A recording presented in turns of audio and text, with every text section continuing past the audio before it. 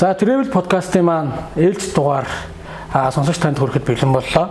За өнөөдрийн манай зочноор Улаанбаатар хотын музей эрдэмтдийн ажилтан Очоор маань бол урагдж ирсэн байгаа. Тэгээд урилга хүлээж авсанд баярлалаа. Тэгээд сайн байна уу? Сайхан үйлчж гин үү? Ажил албанд хэр байна?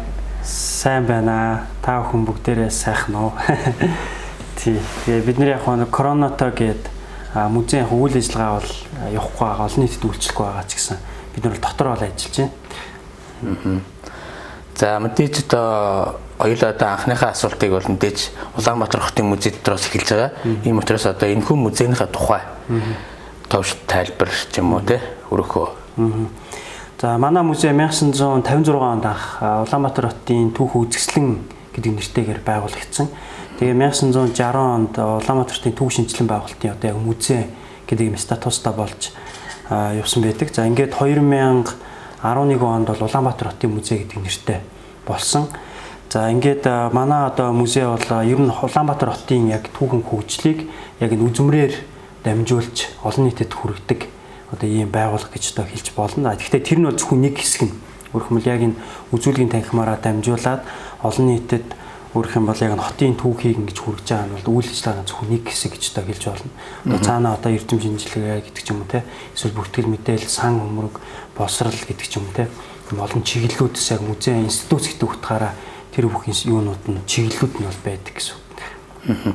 Одоо энэ манай Улаанбаатар хотын музей чинь бол мэдээж Улаанбаатар хотын түүхийн гол цөм. Тэгээ гаднаас нарахаар их гоё хуучны барилга, яг хэдэн настай барилга байна. Тий одоо эн чинь яг 101 жил болж байна. 1919 онд баригдсан. За тэгээд яг үхээр анх энэ чинь Оросын бүрээ худалдаа чин цогт Гармаевич Бадамжа буюу монголчууд бол Бадамжа гэдэг байсан л да. Тэр энэ Бадамжа бол өөрийнхөө хувийн суудсан зориулж тухайн нийслэл хүрээнд энэ одоо барилгыг барьсан баг. Тий тэгээд тэр ингэж барьсан нь бол тухайн үедээ бол хүрээний үедээ бол ерөөдөө маш их тансаг зэрэглэлийн байшин гэж одоо явжсэн. Одоо орчин үеийнхээ ойлголтоор бол баруун хаус байсан гэж одоо хэлж болно. Тэгээд тухайн үед яг иймэрхүү яг ийм байшинд амьдардаг ийм хувийн суудтай юм хүмүүс бол маш цөөхөн байсан. Богд хаан бол 2 давхар байшинтай. За Бадамжа бол энд байсан. За мөн Монголын яг төрийн түшмдүүд одоо Монгол улсын анхны ерхий сайд Намнан сүрэн гэдэг ч юм уу, Чивэ ханд дөрч гэдэг ч юм уу те.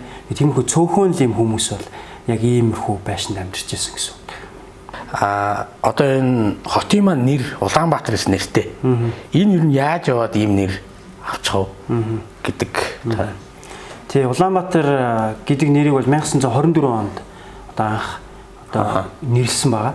За тэрнээс өмнө бол нийслэл хүрээ. За тэгээ нийслэл хүрээ гэдэг нэрийг бол 1912 онд Богд хааны зарилгаар өгсөн. Тэрнээс өмнө Богдын хүрээ, их хүрээ, албан ёсны нэр нь бол их хүрээ албан бичиг нарт бол тэгээд Богдын хүрээ, даа хүрээ, өргөө гэдэг ч юм те. Одоо гадны сурвалж хөдөл тийм нэрвэттэй нэлээд олон нэрвэттэй байсан л да. Тэгээ 1924 онд улсын анх дахь хурлаар ер нь нийслэл хүрээний нэрийг ямар нэртэй болох вэ гэж төлөөлөгчид бол хэлэлцээд ингээд 24 оны 11 сарын 26 буюу яг үндсэн хуулийг яг баталдаг өдөр эдгээр үндсэн хуулийг баталж байгаа тэр төлөөлөгч нар бол үндсэн хуулийг баталгаас нэг 5-6 цагийн өмнө энэ одоо хүрээний нэрийг талаар хэлэлцсэн байдаг. Ингээд бол анх бол Баатар хот гэж нэрлэе гэж хурлын тэмдэглэл дээр байдаг л та. Тэгээ маш олон хүн тэрийг дэмжээ байсан чинь элбэг дээр жирэн чинь бол үе энэ бол Баатар нь бол Баатараа те Улаан гэдэг үг нэвчил та гэ те Рискулов гэдэг тийм Рискулов гэдэг хүн юусэн Оросын тэр компьютерний төлөөлөгч. Тэгээд ер нь бол Улаанбаатар гэдэг нэртэй болсон гэж хэлж болно. Өөрөөр хэлбэл тэр төлөөлөгч нар бол бүгдээрээ маш олон ийм нэрүүдийг санал болгоод тэгэнгүүт тэндээсээ яг ямар нэрийн энэ төлөөлөгчдөр одоо хилцүүлэх вэ гэдэг юм шийдлийг гаргах шаардлагатай болсон. Ингээд бол тэр хурлын дарга байсан Цэрэн Дөрж, Нарийн Бичгийн дарга Жаданбай гэдэг хоёр хүн бол Улаанбаатар гэдэг нэрийг сонгож аваад тэр төлөөлөгчдөрөө бол за энэ нэрийг танаа зөвшөөрч гинэ гэдэг байдлаар санал ураасан байдаг. Ингээд бол Улаанбаатар гэдэг нэртэй болсон гэж одоо хэлж байна. За тэгээд зөв нэрийн утгын зүгээр тайлбарлах юм бол хүмүүс өнөөдөр янз бүрээр ярьдаг те. За энэ социалист нэр, коммунист энэ нэрээ боёлын өөр нэрээр үгүй гэдэг ч юм уу те. Тэр энэ нэр бол өөрөө яах вэ гэхээр бидний тэр түүхийн бас нэг юм тусгалыг гэх юм уу түүхийн илэрхийллийн нэр гэж одоо хэлж болно. Өөрөөр хэлбэл тэр тухайн цаг үед бол бид нар яг социализм руу орох гэж байгаа байхгүй. Социалист одоо ийм төрийг ч юм уу социалист одоо тэр нийгмийг байгуулах гэж байгаа Учираас тэр нийгмийн одоо тэр бэлэг тэмдэг босон тэр өнгө нь бол улаан өнгө байгаа байхгүй. Улаан усгал, улаан хайрам гэдэг ч юм уу те. Ихэнхдээ тэр нь бол зөвлөлттэй холбоотой юм нэрийг өгсөн. Улаан гэдэг үгийг одоо тэрний нөлөөгөөр өгсөн гэж одоо хэлж болно.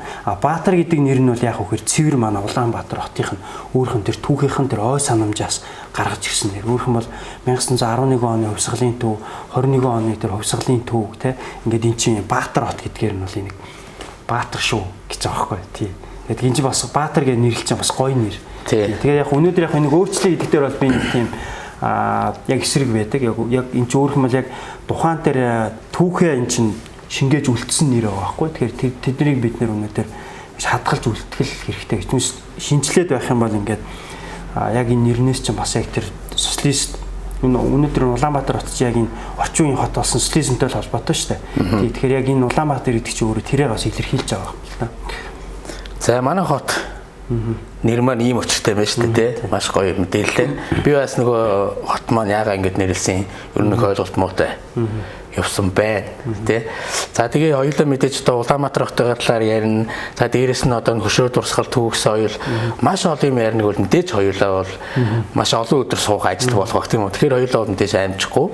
Тэгэхээр бол бидний зүгээс бол нэг одоо энэ Улаанбаатар хотод уугуул болон суугуул хүмүүс ядаж нэг хамгийн түрүүнд Улаанбаатар хотын нэг энэ гурван газрыг мэддэг байгаасаа гэж бодох юм бол нэгд бол одоо мэдээ Сүхбаатарын маань талбай, улсын төв талбай орох байх тийм нийслэлийн. Энэний талаар яриад тэгээд нөгөө хоёрыг нь бол одоо манай төчин маань өөрөө санал болгоод ер нь бид нэг энэ гурван газрыг л Улаанбаатар хотод мэдж яхад бас зүгээр шүү гэдэг өнцгөөс тайлбарлавал. Тий, мэдээж бол бидний хамгийн ихний одоо юу бол Сүхбаатарын талбай л да. Тий, тэгээд яг хуу Сүхбаатарын талбай бид нэр түүхийг бас төлөвлөлийн сайн мэддэг. Би зөвхөн товчхон ярих гэж байна. Сүхбаатарын талбай бол 1921 онд одоо анх байгуулагдсан үүссэн шинэ талбай гэж хэлж болно. Тэрнээс өмнө бол тусдаа ийм хотын төв талбай гэж тусдаа байсан. Тэр бол богдын өргөнчлөө буюу их чөлөө гэдэг нэртэй байсан. За ингээд яагаад энэ Сүхбаатарын талбай ингээд ийм шинэ талбай болвоо гэдэг юм асуудал байдаг. Тэр энэ бол ерөөсөө цэвэр юм улс төрийн ийм бас шийдэл байсан. Тухайн үед талбай одоо бий болох нь. Өөрхөн бол 1921 оны хувьсгалыг хэн хийсэн бэ гэхээр одоо ардын хувьсгалчид хийсэн, ардууд хийсэн. Тэнгүүд ардууд хэний эсрэг вэ гэхээр феодлуудын эсрэг. Феодал гэж хэний хэлээд байгаа юм бэ гэхээр одоо тэр богд ламнар те тэгэнгүүтээ тэр тухайн одоо тэр 21 оноос өмнөх тэр өмнөх нийгмийн одоо тэр дээд ангид байсан буюу тэр дээд давхаргад байсан тэр лам язгуурт ноёдуудыг хэлж байгаа байхгүй. Тэгэхээр ардууд бол тэдний эсрэг хийж байгаа учраас хизээс тэр богдын талбай дээр очиж хувьсгалаа зарлахгүй байхгүй. Ардын засгийг ч юм уу те. Тийм учраас яг үхээр 1921 онд тэд нэр хүрээнд одоо 7 сарын 8-нд орж ирэхдээ одоогийн тэр хүрээний яг өмнөх одоо тийм талбайд орж ирсэн байна. Ингээ орж ирээд бол тэн дээр бол эндрийн талбай засаад ингээд 21 оны 7 сарын 11-нд бол ардын засгийг одоо тунхасныг бол зарлаад ингээд бол тэрийг бол эндэр засаа зарлсан. Ингээд тэр цагаас хойш энэ талбайг эндрийн талбай гэж нэрлээд ингээд яг үхээр хотын шин төв бол яг үхээр яг тэр талбайг тоороод бий болсон байдаг. Тэр энэ нь бол хэдийгээр 21 оны хувьсгалчид шин талбай үүсгэсэн ч гэсэн энэ нь бол яг үхээр цаашид бол Улаанбаатар хотын шин төв болох ийм одоо эхлэл болсон гэж одоо хэлж болно. Тийм учраас бол энэ талбай бол ийм нэлээд ач холбогдолтой ийм талбай л да. Тийм учраас бол тэр 21 оны ардын хувьсгалыг хийсэн нөгөө тэр хүмүүсийг одоо мөнхжүүлэх алдар гавьяагийн одоо дуусгах одоо шаардлагатай байсан учраас бол Сүхбаатарын хөшөөг талбайхны голд хийж байгаа хгүй. Тэгэхээр энэ чинь яг үхээр тэр 20 энэ бол энэ талбайг бол энэ ардын хувьсгалчид хийсэн шүү гэдгийг тэр Сүхбаатараар төлөөлүүлж одоо тэр хөшөөг нь босгосон гэж одоо хэлж болно. Өөрөөр бол түүхэн үйл явдлыг хийсэн одоо тэр хүнийг тэрэн дээр нь мөнхжүүлж тэр хөшөөг нь босгосон гэж одоо ойлгож болно. Ийм талбай. За дараа нөгөө нэг хоёр газар тий нөгөө хоёр газар нөгөө хоёр газар нь болохоор би бол Дамдэржээ гэж боддог. Дамдэржээ бүр хойшоо. Тий хойшоо. Дамдэржээ бол манай Улаанбаатар хотын одоо хамгийн эртний архитектурын дурсгал. Одоо 1761-ээс 65 онд баригдсан одоо 2 дугаар богдын тий дараа 2 дугаар богд зориулж барьсан юм хийд байгаа. Тэгээд тухайн үед бол ер нь халахын том 3 хийдийн нэг гэж одоо ингэж явдаг гэсэн том хийдэлтэй. Тийм учраас бол ер нь бол Дамдэржээ хийдээр бид манай хотынхан бол ер нь очиж үзэх хэрэгтэй. Ер нь одоогоос те баг 200 жилийн өмнө өмнө 250 гаруй жилийн өмнө те энэ ямар бид нар монголчууд ямар манжин хааны зайлгаар босгосон л да. Ямархуу одоо хий босгосон байна вэ? Ямар дурсгал бид нар байгаа юм бэ гэдгийг бол үг түүх нь бол мэдэх шаардлагатай гэж боддог. За хоёрдугаарт бол яг хэд хэдэн газруудаа дараагийн тэр газрууд нь болохоор нэгдүгээр юу нь болохоор Сүхбаатарын төрсэн газар шүү. Одоо Маймаа хот. Хуучин одоо Маймаа хот гэхэр хүмүүс сайн мэддэггүй л те. Тэгэхээр одоо хуучнаар бол Амгалан гэх юм да. Амгалан Баатар хот. Тэгэхээр тэнд бол одоо хоёр юм том дурсгал байна. Нэгдүгээрт нь Сүхбаатарын төрсэн газар гэдэг газар байна. Тэрний одоо яг хажууд нь бол Дарихийн сүм байна. Дарихийн сүм бол тэр Хятадын Маймаа хотын 7 сүмээс үлдсэн тийм сүм байгаа. Урталтаа тийм маш том хоёр өндөр 11 м өндөр одоо багантай. За Сүхбаатарын төрсэн газар бол сүүлд бол тэр бол тогтчуулаад нэлээд гоё болгосон л доо. Тэгээ Сүхбаатарын төрсэн бүрэн дээр нь хөшөөг нь босгосон. Тэгээ анхны долоогийн хөшөөг хийсэн гэдэг ч юм те. За дараагийн бас нэг юм онцлог зайлшгүй ярихтай дөрөв дэх юм газар бол яг Улаанбаатар хотын түүхтэй холбоотой гэхээсээ илүү өөрөх юм бол энэ хот одоо ирэхээс өмнө яг энд бас өөр юмнууд байсан шүү, үйл явдлууд өрнөжсэн шүү гэдгийг илэрхийлж байгаа тэр газар байгаа. Өөрөөр хэлэх юм бол Чингис хааны ордон. Энийг бол хүмүүс бараг мэдэхгүй байх. Өөрөөр хэлбэл Улаанбаатар хотын одоо хамгийн ойролцоо одоо Чингис хааны том ордон байдаг гэх юм бол хүмүүс бол гайхан тий. Өөрөөр хэлбэл Улаанбаатар хотоос нэг гараад одоо ойролцоо 30 км л юм. Яг хотын төв цэгээс гэмэл 30 км очоод яваал тэр газар дээр очих юм. Нэлээ ойрхон гэсэн үг байхгүй.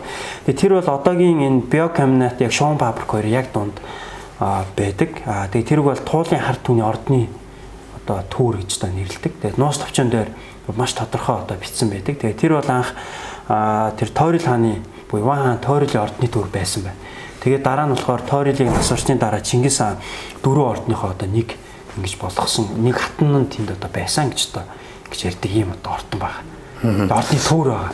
Тэнд ингээ яваад ч бол одоо жишээлбэл нэг хөшөө ч юм уу ямар нэгэн таних тэмдэг байдаг. Тэг яг очих юм бол тэр чи яг хажуугаар ингээ зам маам тавьцаа очиход бол чөлөөтэй. Тэгээ яг ингээ Шуун фабрик биокомбинат руу биокомбинат цааш өнгөрөөд хойшоо нэг карьер руу ингээ явдаг юм засмал дөнгөж явдаг. Хойшоо ирэх жижиг нууртай тий. Тэгээд яг тийш ингээ ирэнгүүт яг хажуу талд нь байждаг. Нэлээд том газартай. Тэгээ очиод таних тэмдгийг болох юм бол том төвөр байгаа. Тэгээд ингээд юм хэрмэн давхар юм хэрмэн ашаатай байсан. Тэрнээсээ анзаарах юм бол мэдэгддэг. Тэгээд дээр нь болохоор ингээ бөөгийн юм ингээ засцсан байдаг тийм. Гоё газар байгаа. Тэгээ тэрг бол яг ингээ малтах ажил бол яг бүрэн малтлагын ажил хийгдээгүй.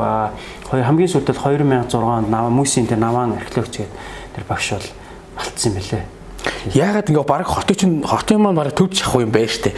Яагаад одоо ийм ойрхон байгаа газар ингээ малтаж гоё судалж болохгүй юм. Тэгээд цаг нь арай болоогүй л байна л да. Бас тийм. Одоо бид нар чинь археологч бид нар чинь бол маш их археологийн дурсгал байгаа штэ. Манай Монгол орн чи өөрөө тэр жигтэй археологийн дурсгал баг археологийн музей авах ил одоо музей гэж та хэлж байна. Тэгэхээр одоо яг энэ хот суурны тэ энэ судалгаа бол Монгол оронд бол ингэж эхэлж байна. Тэгэхээр сая сардгийн хийдэг малтлаа штэ. Тэгээ эн чинь бол маш том судалгааны том үр дүн гарч эхэлж штэ. Тэгээ тэрний дараа бол ерөөдөө бас хотын холбогдлолтой томоохон газрууд бол хэд хэд байгаа. Тэгээ ерөөдөө явандаа бол энэ газарт орох нь бол тодорхой. Тэгээд би бол юу гэж боддог вэ гэхээр тэр газрыг энэ том дээр нь том юм байшин сэндвичийн байшин бариад ч юм уу те том юм арай барихтаа малтахтаа арай тийм өөр технологиор ч юм уу хүмүүс сонирхолтой байдлаар те хүмүүс тэр малтаж байгаа байдлыг үздэг тэрийн жуулчд очиж мөнгөдлөө үздэг гэх тэр ийм одоо тийм орчин үеийн байдлаар одоо хүмүүс тийм хэрэгтэй байдлаар тийм алтах. Тэгээ тэргээрээ бид нэр дамжуулаад аялал жуулчлалд эргэлтэнд оруулах. Тэргээрээ дамжуулаад тэр хотын те бид нэрс мөнгө усгамаар байна шүү дээ. Тэргээр дамжуулаад те. Тийм шүү дээ те. Төр хүлээж өгсөн шүү. Микийг эндээс энд гаргасан. За түрүүний нөгөө таны хариултан дээр нэг хоёр юм сонирхолтой байна л да. За хэдүүлээ мэдээж нэгт бол хинч оюутан болоод ч юм уу Улаанбаатар хотод ирэхдээ бол за дураг ахуулсан ч ахуулаагүй ч төлбөр гаргаад ордог тий. За энийг мэдээж тайлбарыг нь бол мэдээж интернет орчинд бол хангалттай гэж үзэж байгаа. Тийм үү. Нөгөөх нь болохоор хоёулаа дам даржаа явъя гэлээ. За би гэсэн дам даржаад ер нь нэг л удаа очиж ирсэн юм байна. Гэхдээ нөгөө хүн юмныхаа түүхийг мэдээд очихоор бас илүү сонирхолтой байдаг тий. Хоёрдугаарт бол Сүхбаатарын одоо төрсэн газар гэж байна. Би яг төрсэн газар нь яг Улаанбаатар хотын байршлаараа яг одоо хаана гэсэн үг. Тий яг одоогийн яг амгалан одоо Батанкийн цэцэрлэг шүү дээ. Яг Батанкийн цэцэрлэг яг уртл гэсэн үг байхгүй. Өөрөөр хэлбэл Жанжин клубээс зүүн урагшаага 1 км гаруй зайтай.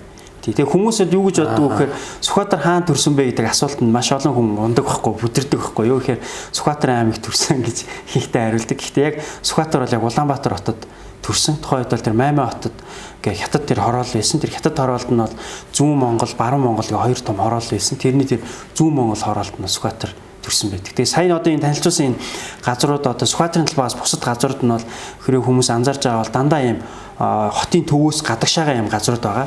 Хотын төвд бас юм олон дурс. Тэднийг бол би ярихгүй байгаа шүү дээ. Тий. Хүмүүсээ тэр яагаад тэгэхээр хотын нөгөө төвд байдаг учраас очиад үзчих боломжтой гэдгээр нь бараг л өдөр бүр хажуугаар гарч байгаа. Яг энэ хотын захад ингээд ямар хөө газрууд байна гэдгийг хоёлоо сүүл дахиад ярина.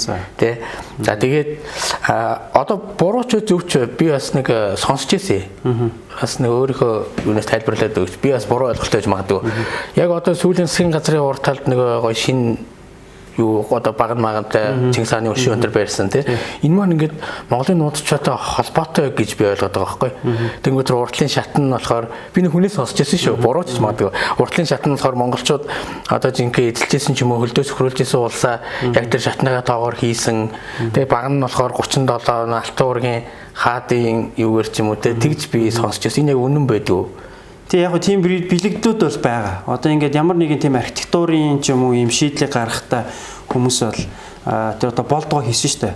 Тэг яг тэр архитектор нь бол тэгээ болдгоо бол гаргахтаа бол тиймэрхүү юм агуулсан гэж тоо ярьдаг.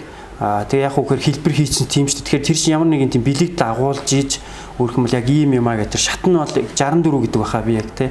Тэр баган маган бол тэгээд тэр нөгөө юм зураг мураг бас тухайн үед шилэн дээр зурж мөрцсөн. Тий байсан тий. Тий байсан шүү дээ. Тэгээд одоо бол байхгүй байгаа шүү дээ. Тэгээд тиймэрхүү бэлэгдлүүдийг бол мэдээж бол агуулсан байгаа. Дээр нь тэр нөгөө хүмүүс тэр харагдж байгаа тэр байдал хэлбэр байгаа шүү дээ. Тэгээд тэр хэлбэр хийцэн нь бол бас яг тэр нөгөө тухайн үеийн тэр 13 дугаар зууны үеийн тэр одоо дизайн стил архитектур бас юм шингэж өгсөн гэдгээр онцлог байгаа юм л да. Тэгэхээр өөрөөх нь тэгчин өөрөөх нь бол тэр архитектур тэрний шийдэл энэ ч юм яг тэр түүгийнхаа тэр юутай айгуу тийм цогцож явах хэрэгтэй л да. Тэгжиж яг тэр хүмүүст тухайн тэр төсөөлөгдөж байгаа байхгүй иймэрхүү байсан юм байна тэр гэ тэ.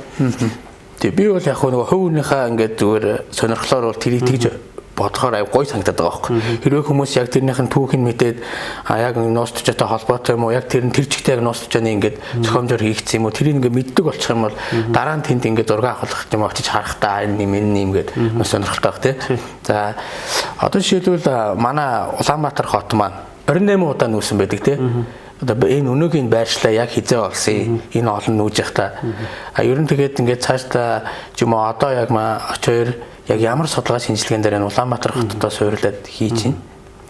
Тий яг Улаанбаатар хот бол нийтдээ яг 28 гэдэг тоо бол тэр социализмын үед гаргаж ирсэн. Одоо сүүлийн үед яг энэ тоо нэлээд шинжлэгдэж байна л да. Тэр одоо бол Улаанбаатар хот бол буюу одоо хүрээ бол нийтдээ 21-ээс 23 удаа нүүсэн байна. Гэхдээ тоо нь бол энэ бол яг одоо яг жоо маргаантай 23 юу 21 23 юу гэдэг дээр яг маргаантай байгаа. Бүр 28 бүр байхгүй болсон. Өө за. Тий. Тэгээд энэ бол яг хөө сурвалжин тодорхой байна л да. Тий. За тэгээд ийм одоо болж байгаа. Тэгээд хамгийн сүүлд бол 1778 онд л яг энэ дэр суурьсан. Тэрнээс хойш бол нэг дахиад нүүсэн байхгүй. 78 оноос хойш уу? Тий, 78 оноос хойш дахиад толгойн ямар нүүсэн. Тэгээд тэрийг яг нүүдэл тооцохгүй юу гэдэг юм асуудал одоо гарч ирээд байгаа байхгүй. Тэрийг зүгээр хэрэг тооцох юм бол 23 болцоод тооцохгүй гэдэг юм бол 21 болцоод байгаа байхгүй. Тий, тэгэхээр энэ бол яг одоо шинжлэх ухааны тийм маргаа үргэлжлээл явж л байна л да. Тэгээд явандаа эн чинь нэг юм тодорхой болно л да. Тэгээ ямар ч хэлсэн бид нэр 28 гэдгээсээ болоод те 21 23 гэдэг юм тодорхой тоотой бас болж ирсэн гэсэн үг л те. Судлаачийн хувьд аль тоон дээр байгаа юм? Тий яг би бол одоо яг тийж хэлэхэд бас хэцүү. Тий одоо яг ингээд судалгаа явж л байна энэ дээр. Тий яг 21 23 гээл тэгээд хэдэн жилийн дараа л энэ тодорхой болчих байх гэж би бодож байна. Тэгээд яг ер нь бол ихэнх судлаачдад 1778 онд ирж ер нь суурьсан гэж байгаа. Тэр нь бол ерөөдөө бас яг нэлээд бас магадлал өндөртэй. Яг тэгэхээр тэр 1778 онд ир суурьчаад дараагийн тэр нүүдлэр болохоор зөвхөн тэр богдын тэр лам нарын нүүсэн баггүй. Бусд нь бол эндээ байж исэн. Тийм учраас бол бусад одоо бүтцүүд нь энд байжсэн учраас 1778 онд одоо хот суурьсан гэж хэлэхэд бол буруудахгүй. Тий. За тэгээд хүрээ бол одоо яг тэр нөгөө сая дэлхийн түүх мөхтэй ингээ харьцуулж ярьлаа шүү дээ тий. Тэгэхээр энэ бол өөрөөр хэлэх юм бол тийм нүүдэх хот байсан байна. Тэг хүмүүс бол одоо юу гэж ярьдаг вэ гэхээр судалсан судлаачид ер нь бол 1778 онд одоо эрд суурьшчаад хот болсон гэж яриад байгаа байхгүй. Гэтэл одоо яг сүүлийн үеийн одоо яг бидний энэ судалгаагаар бол яг тэр нүүжих явцдаа энэ хот байсан юм байна гэдэг нь бол тодорхой гараад ирж. Тэгэхээр ийм нүүдлийн хот гэдэг юм ойлголт одоо гараад ирж байгаа байхгүй. Тэгээ тэр нь ямар одоо баримтууд дээр гарч ирж байгаа нэхээр бол 1700 оны одоо дунд буюу 18 дугаар зууны дунд үед хүрээнд бол одоо юм хашаа гэдэг юм ойлголт үүссэн байна. Тэгээ хашаа нь яг үгээр гудамж гэдэг ойлголтыг үүсгэж байгаа байхгүй. Тэр энэ хашаа гудамж гэдэг ойлголт бол өөрөө яг үгээр энэ урбан орон зай гэдэг юм ойлголт болчихж байгаа юм л да. Тэгэхээр энэ бол өөрөөх юм сүрэн газар буюу хот байсан гэдгийг илэрхийлж байгаа. Дээр нь болохоор 1778 онд хүрээ одоогийн хүү мандлаа орхон энэ одоогийн Төв аймгийн Батцөмбөр одоогийн хүүдлээс хойшоо газар энэ хүү мандал гэж газар. Хүү мандлын дэвжээ гэдэг ярьдаг шүү дээ. Тийм хүү гэдэг нь бол тийм нуурыг хэлж байгаа хгүй хүү нуур гэдэг. Мандал гэдэг нь бол тэр Батцөмбөр сумын төвд байдаг тэр толгойг хэлж байгаа. Тэр зүүн талд нь байдаг толгой мандал толгой гэдэг. Тэгээ тэр хоёрын тэр хоорондох газрыг мандал хүү мандал гэдэг байхгүй. Тэгээ тэндээс наашаа нүүж ирсэн. Тэгэхдээ бол нийтдээ одоо 20 мянган тэмээ 178 мянган хүр нүүсэн байгаа байхгүй. Тэгээ зарлсан байгаа. Тэгээ нүүхийн тулд одоо тэрийг одоо иймар нүнэ гэж одоо зарлт. Тэгээ тэд нэрээ ингээ шавнараас юм хүмүүсээс авсан байгаа юм л да. Тэгээ тэр яг үхээр 20 мянган одоо би энэ шиг айгуу дурдах дуртай. Юу гэхээр 20 мянган одоо тэмээ гэдгийг бид нар орчин үеийнхаар 20 мянган ачааны машин 178 мянган одоо хүр гэдгийг 178 мянган портер гэдээ ойлгож байгаа юм бол тэр маш том хэмжээний нүүдэл болсон байгаа байхгүй. Түр ингээд жишиж үзэхэд ч тий. Тэгэхээр бол хэдэн гэр бол одоо 20 мянган ч юм уу 178 мянган одоо тийм юугаар нөхгүй штэ. Тийм тоотоо одоо хэрэгслэр бол тий. Тэр энэ бол яг үхээр томоохон хэмжээний бас юм нүүдээ юм хот байсан байна гэдэг нь бол эндээс л харагдчихээн. Тэгээ 2 сарын хугацаатай нүүжсэн юм байна. Тэгээ дээр үед бол одоо ингэдэг байсан юм тий. Монгол улсын нийслэлээр яваад очиж чинь нүгэ авцсан. За ийм байж бас болохоор юм тий. Одоо тийч хамгийн том хот нь баггүй. Монгол тухайн үеийн Монголын тий хамгийн том одоо хот сүршилтэй тийм газар нь одоо гэж хэлж байна. Одоо яг ямар шинжилгээ судалгааны ажил дээр тий одоо бол яг хуу ер нь хотын яг энэ түүх соёлын үл хөдлөлт дурсгал яг энэ бит одоо дурсгалуудыг бол судалгаа ол явж байна. Өөрөөр хэлбэл хот одоо ямар юм дурсгалуудтай юм тий тэр нь ямар онцлогтой юм гэдэг юм судалгаа ол явж байна. За дээр нь яг үхээр бас яг энэ саяны нөгөө ярьсан тэр хүрээний судалгаанууд тийм суурь судалгаа гэж хэлдэг л дээ. Тэр суурь судалгаа бол бас яг хийж гэнэ үү тий. Хийж байна. Одоо жишээлбэл манай Улаанбаатар хот бусад дэлхийн хотуудаас нэг одоо онцлогоороо ч юм уу ялгарх нэг хэдэн жишээ гоё дурдвал ер нь юу юугаараа гоё ялгардаг вэ? Тэг нэгдүгээрт бол газар зүүн байршил гэж одоо хэлж болно. Тэр нь юу вэ гэхээр дархан заастах газарт бид нар байрладаг. Одоо өөрөөр хэлбэл дэлхийн одоо хамгийн анхны ууган дархан заастах газруудын одоо нэг болох Богдхан уулын яг хойдолд байдаг гэдгээрээ энэ бас онцлогтой. Тэгээ Богдхан уул чинь бол Хинтийн нурууны одоо энэ салбар одоо уулсан юм бол хамгийн уртлын хамгийн өндөр одоо өндөрлөг газар шүү дээ тий. Энээс урагшаагаал дандаа ингээд тийм талархах газар болоо явцдаг. Тэргээрээ бол бас нэлийн онцлогтой гэж одоо хэлж болно. Үе үеийн одоо хүрээнд ирдэг байсан жуулчд бол баг бүгд шахав Богдхан уулын таар битсэн байдаг. Тий энд бол ингээд урталтны үзэсгэлэнтэй юм уул байна ингээд дараараа гээ тий. Ингэж бол битсэн байдаг. За тэгээ дээр нь 4 уулын дунд байдаг гэдгээр бас юм онцлогтой юм хөндөй байдаг. Газар зүйн онцлог. За дээр нь болохоор Улаанбаатар хот бол бас нэг юм сонин одоо онцлог нь бол бид нар нөгөө нэг юм нүүдлийн иргэншил, суурийн иргэншил гэдэг энэ ойлголтоор аваад үзэх юм бол бид нар өөрөх юм бол энэ хотоос гараад 50 юм уу 60, 70, 100 км дотроо бол шууд ерөөсө хөдөөтэй ингээд шууд залгацдаг. Хотоос одоо 50 юм уу 60, 70 км ингээд явхад бол бид нар шууд хөдөөрөө гарчиж байгаа. Тэгэхээр энэ нь өөрөх юм бол яг хотын бас нэг өөрөх нь том онцлог гэж хэлж болно. Өөрөх юм суурин энэ буюу хотын иргэншлээсээ шууд нүүдлийнхаа иргэншил рүү ингэж очдөг юм зайн одоо багын дэлхийд байгаа хотуудаас бол хамгийн богино гэж одоо хэлж болно гэж би бол тэгж бодож байна. Тэг энэ нь бол хотын бас өөрөх нь нэг том онцлог шинжтэй бол хэлж болно. Тэгээ ингээд цаашаа дурдаад бол маш олон онцлог бол тэгэл судаачны хувьд бол амар олныг л хэлэх байх тий.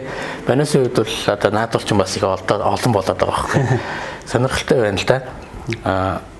Одоо жишээлбэл аялал жуулчлал бол яалчгүй одоо том зах зээл байна тий. Бидний хувьд дам ялангуяа.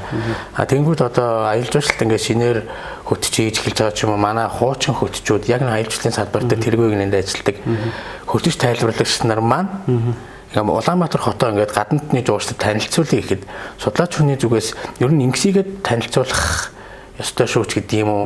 Ингээд тайлбарлах зүгээр шүү ч гэдэг юм уу? Тийм зөвлөмж байна уу? Чи хэлээр үг ч юм уу те? Тий мэдээж ийм нүүд нэлээд олон байгаа. Юу гэхээр одоо ингээд бид нар бол юу гэж тайлбарладаг вэ гэхээр за дүүрийн талбай дээр очингуудаа за дүүрийн театрт хэдэн он баригдсан, засгийн газрын ордонд хэдэн он баригдсан те ингээд юм хэдэн он яваад идэх байхгүй дандаа.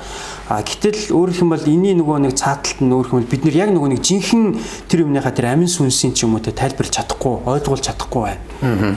Байгаа юм л та ихэнхдээ. Яг хөө мэдээж сайн одоо юм хөтчүүд бол мэдээж манад байгаа. Тэгэхээр тэр нь бол тэр тоо улам олон болох хэвээр. Тий. Тэхийн тулд яг үхээр бид нар энэ хотын энэ түүх соёлын дурсгал ер нь хотоо маягүй сайн таньж мэдэх хэрэгтэй. Өөрөө эхлэв. Тий, өөрөө эхлэв тий.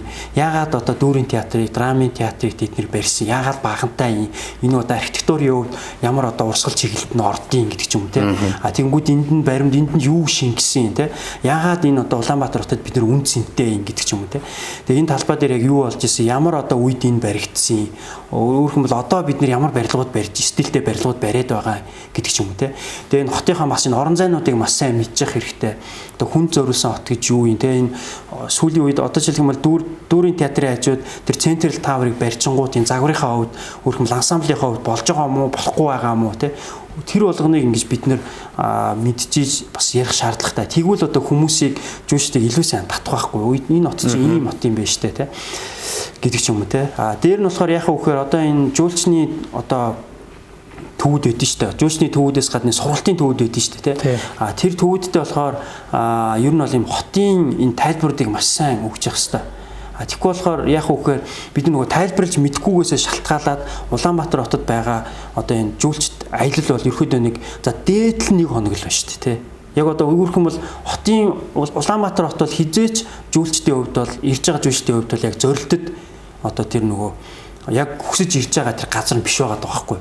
Энэ дандаа дайвар маягаар ирэх юм уу буцах юм газар. Тэгвэл яг үхээр бид нэр одоо за хамгийн ихтэй нэг өдөр тэгэл нэг хагас өдөр Улаанбаатар хотод зарцуулж байгаа хгүй. Тэгээ явж байгаа газар нь болохоор дандаа нөгөө говоор ч юм уу те эсвэл зайсан дээр гардаг ч юм эсвэл нэг Богдхааны ордон музей эсвэл юу гэдэг чи үндэсний музей ордог ч юм те. Ингээл болчихж байгаа хгүй.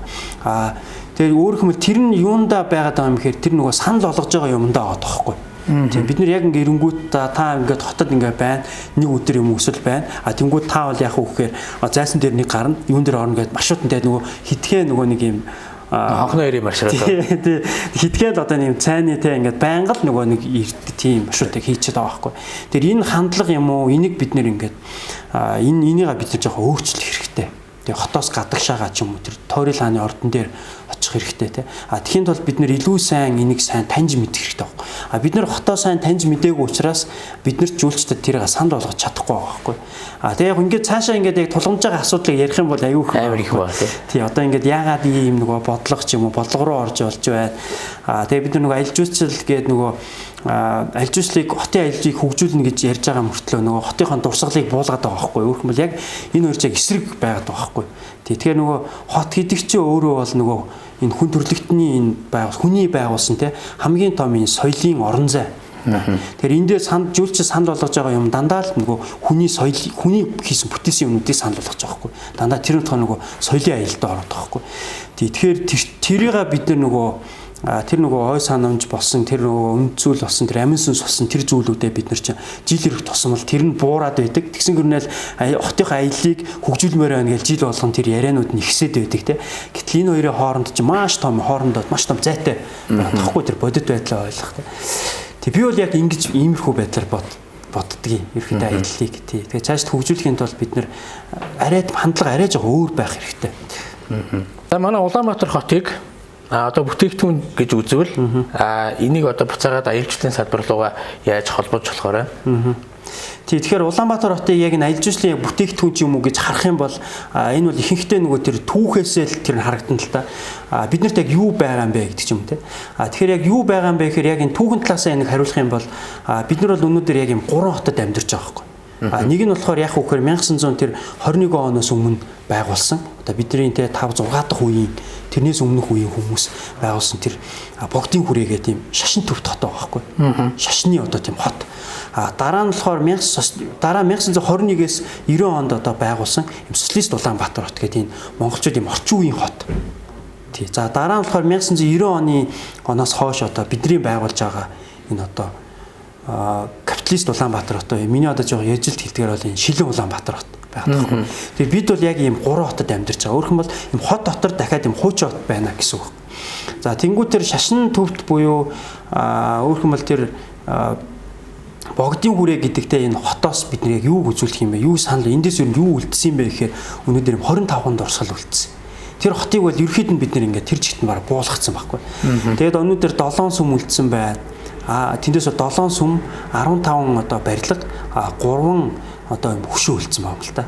За тэгээд яг үхээр маш цөөхөн гэсэн үг юм. Маш цөөхөн. Тий. Тэгээ өнөөдөр яг үгээр жуулчид нөгөө нэг орж ирээл хотод үзүүлдэг яг бидний урдаа барьдаг юмнууд яг тэднэр л байгаа байхгүй. Тэр нөгөө 7 сүмүүд чинь л байгаа байхгүй. Өөрөөр хэлбэл Жожин ламын сүм үзээ, Богдхааны ордон үзээ те. Тэгээ нөгөө за дам даржаа дээр хаяа очил очин те. Тэгээл гисэр сүм, дайрхийн сүм, даржоолын хийд, гандан тэгшлийн хийд ингээл болчихж байгаа байхгүй. За тэгээ яг энэ үеийн одоо барилгуудыг бол маш цөөхөн бас үзүүлдэг. Одоо яг бидний Улаанбаатар хотын хүмүүсээ тий. За тэгээд одоо Чив хаан төржи өргөө маш гоё барилга тий.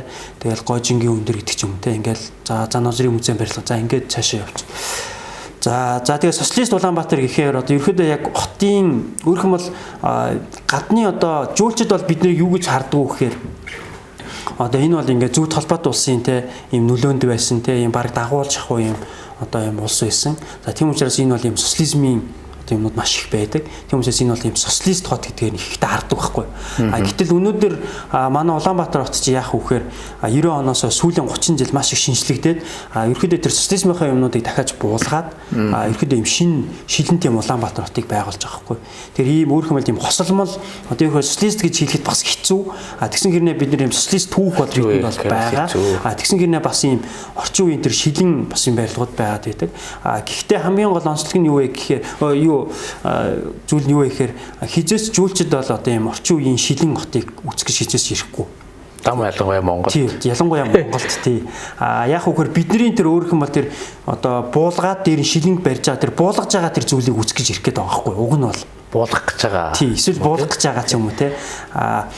За тийм учраас бол яах вэ гэхээр бидний тэр өөрөх юм бол тэр нөгөө одоо тэр хүмүүний татах гад байгаа тэр зүйл чинь юу гэхээр тэр хот бүтээгдэхүүн санал болох гээд байгаа тэр зүйл чинь өнөөдрийн бид тэр буулгаж байгаа буулгах гээд байгаа тэр зүйл болчиход байгаа байхгүй. Тэгээ энэ нь бол өөрөх юм бол нэг талаасаа аюу тийм харамсалтай бас юм л да. Тэр богдны хүрээг өөрөх юм бол ингээд одоо буулгацсан тэгэнгүүтээ ингээд одоо 90 оноос хойш байгуулж байгаа социалист юу шинэ шилэн Улаанбаатар хот маань шинэ Улаанбаатар байгуулж байгаа хот маань байгуулж байгаа үйл явц маань энэ хуучин Улаанбаатар хотоос буулгаж байгаа үйл явц болчиход байгаа байхгүй.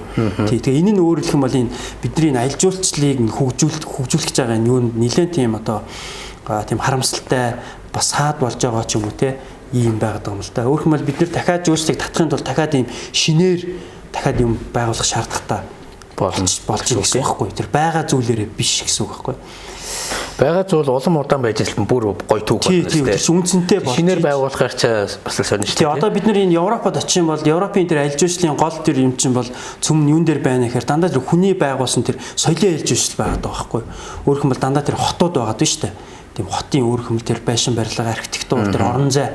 Гэтэл бид нар өөрөөр хэлбэл монголчууд ингээ нүүдэлчдийн байгуулсан хот гээд богдын хүрээхээр устгаа хийсэн социализмд социализмыг үзүүлэх гэхээр өнөөдөр бид нар тэргээ буулгаад байгаад байгаа юм л да. Тэгээ яг хотод ерөөхдөө яг одоо үзэж байгаа гол юм бол наадмал юм да. Үндэсний их наадам. Тий одоо үндэсний их наадмаар л нэг л онж штэ. 1 2 онж штэ.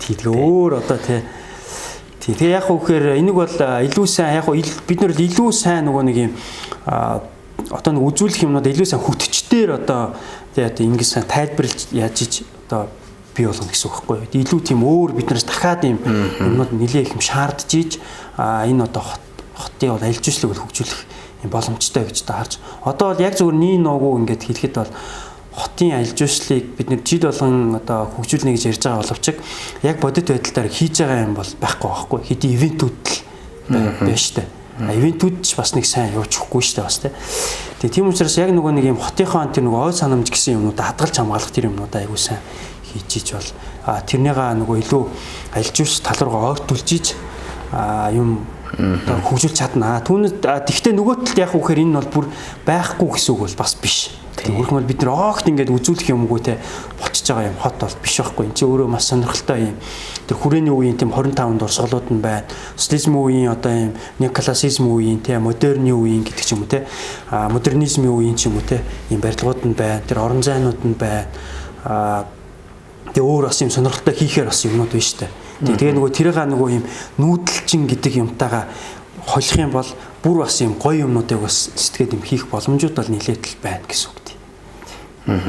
Тэр нь бол ингээ өөртөө чи ингээд хэсэггүй ярихад бол би бол одоо яг Улаанбаатар хотоо ерөөсөө мэддэггүй юм байна гэдгийг бол ахаад нотлож байгаа байхгүй. Тэгэхээр цаашдаа ахаад энэ хотоос гоё судалмаар юм байна, мэдмээр юм байна гэдэг ийм хүсэл бол айгүй төрж эхэлж байна. Сүүлийн үед бол дан ганц жуулчд гэхээс илүү бас давхар манай оюутан залуучууд сүүлийн үеийн сурагчид те магадгүй бид нэр Улаанбаатар хотоос таних хэрэгтэй гэдгийг бол одоо ингээд мэдрэгдэж штэ надаас хавуулаад. Тэнгүүд жишээлбэл одоо ерөнхий улсын сургуулиуд ч юм уу оюутнууд ингээд сүүлийн үед бас их CT тур хийдэг болч те. Хуучин бол CT тур гэх компани байсан. Одоо бас явж байгаа юм лээ те хүүхдүүд аваад. Тэгээ сүүлд нь Эко тур, Мас тур маш олон компаниуд гарч ирсэн.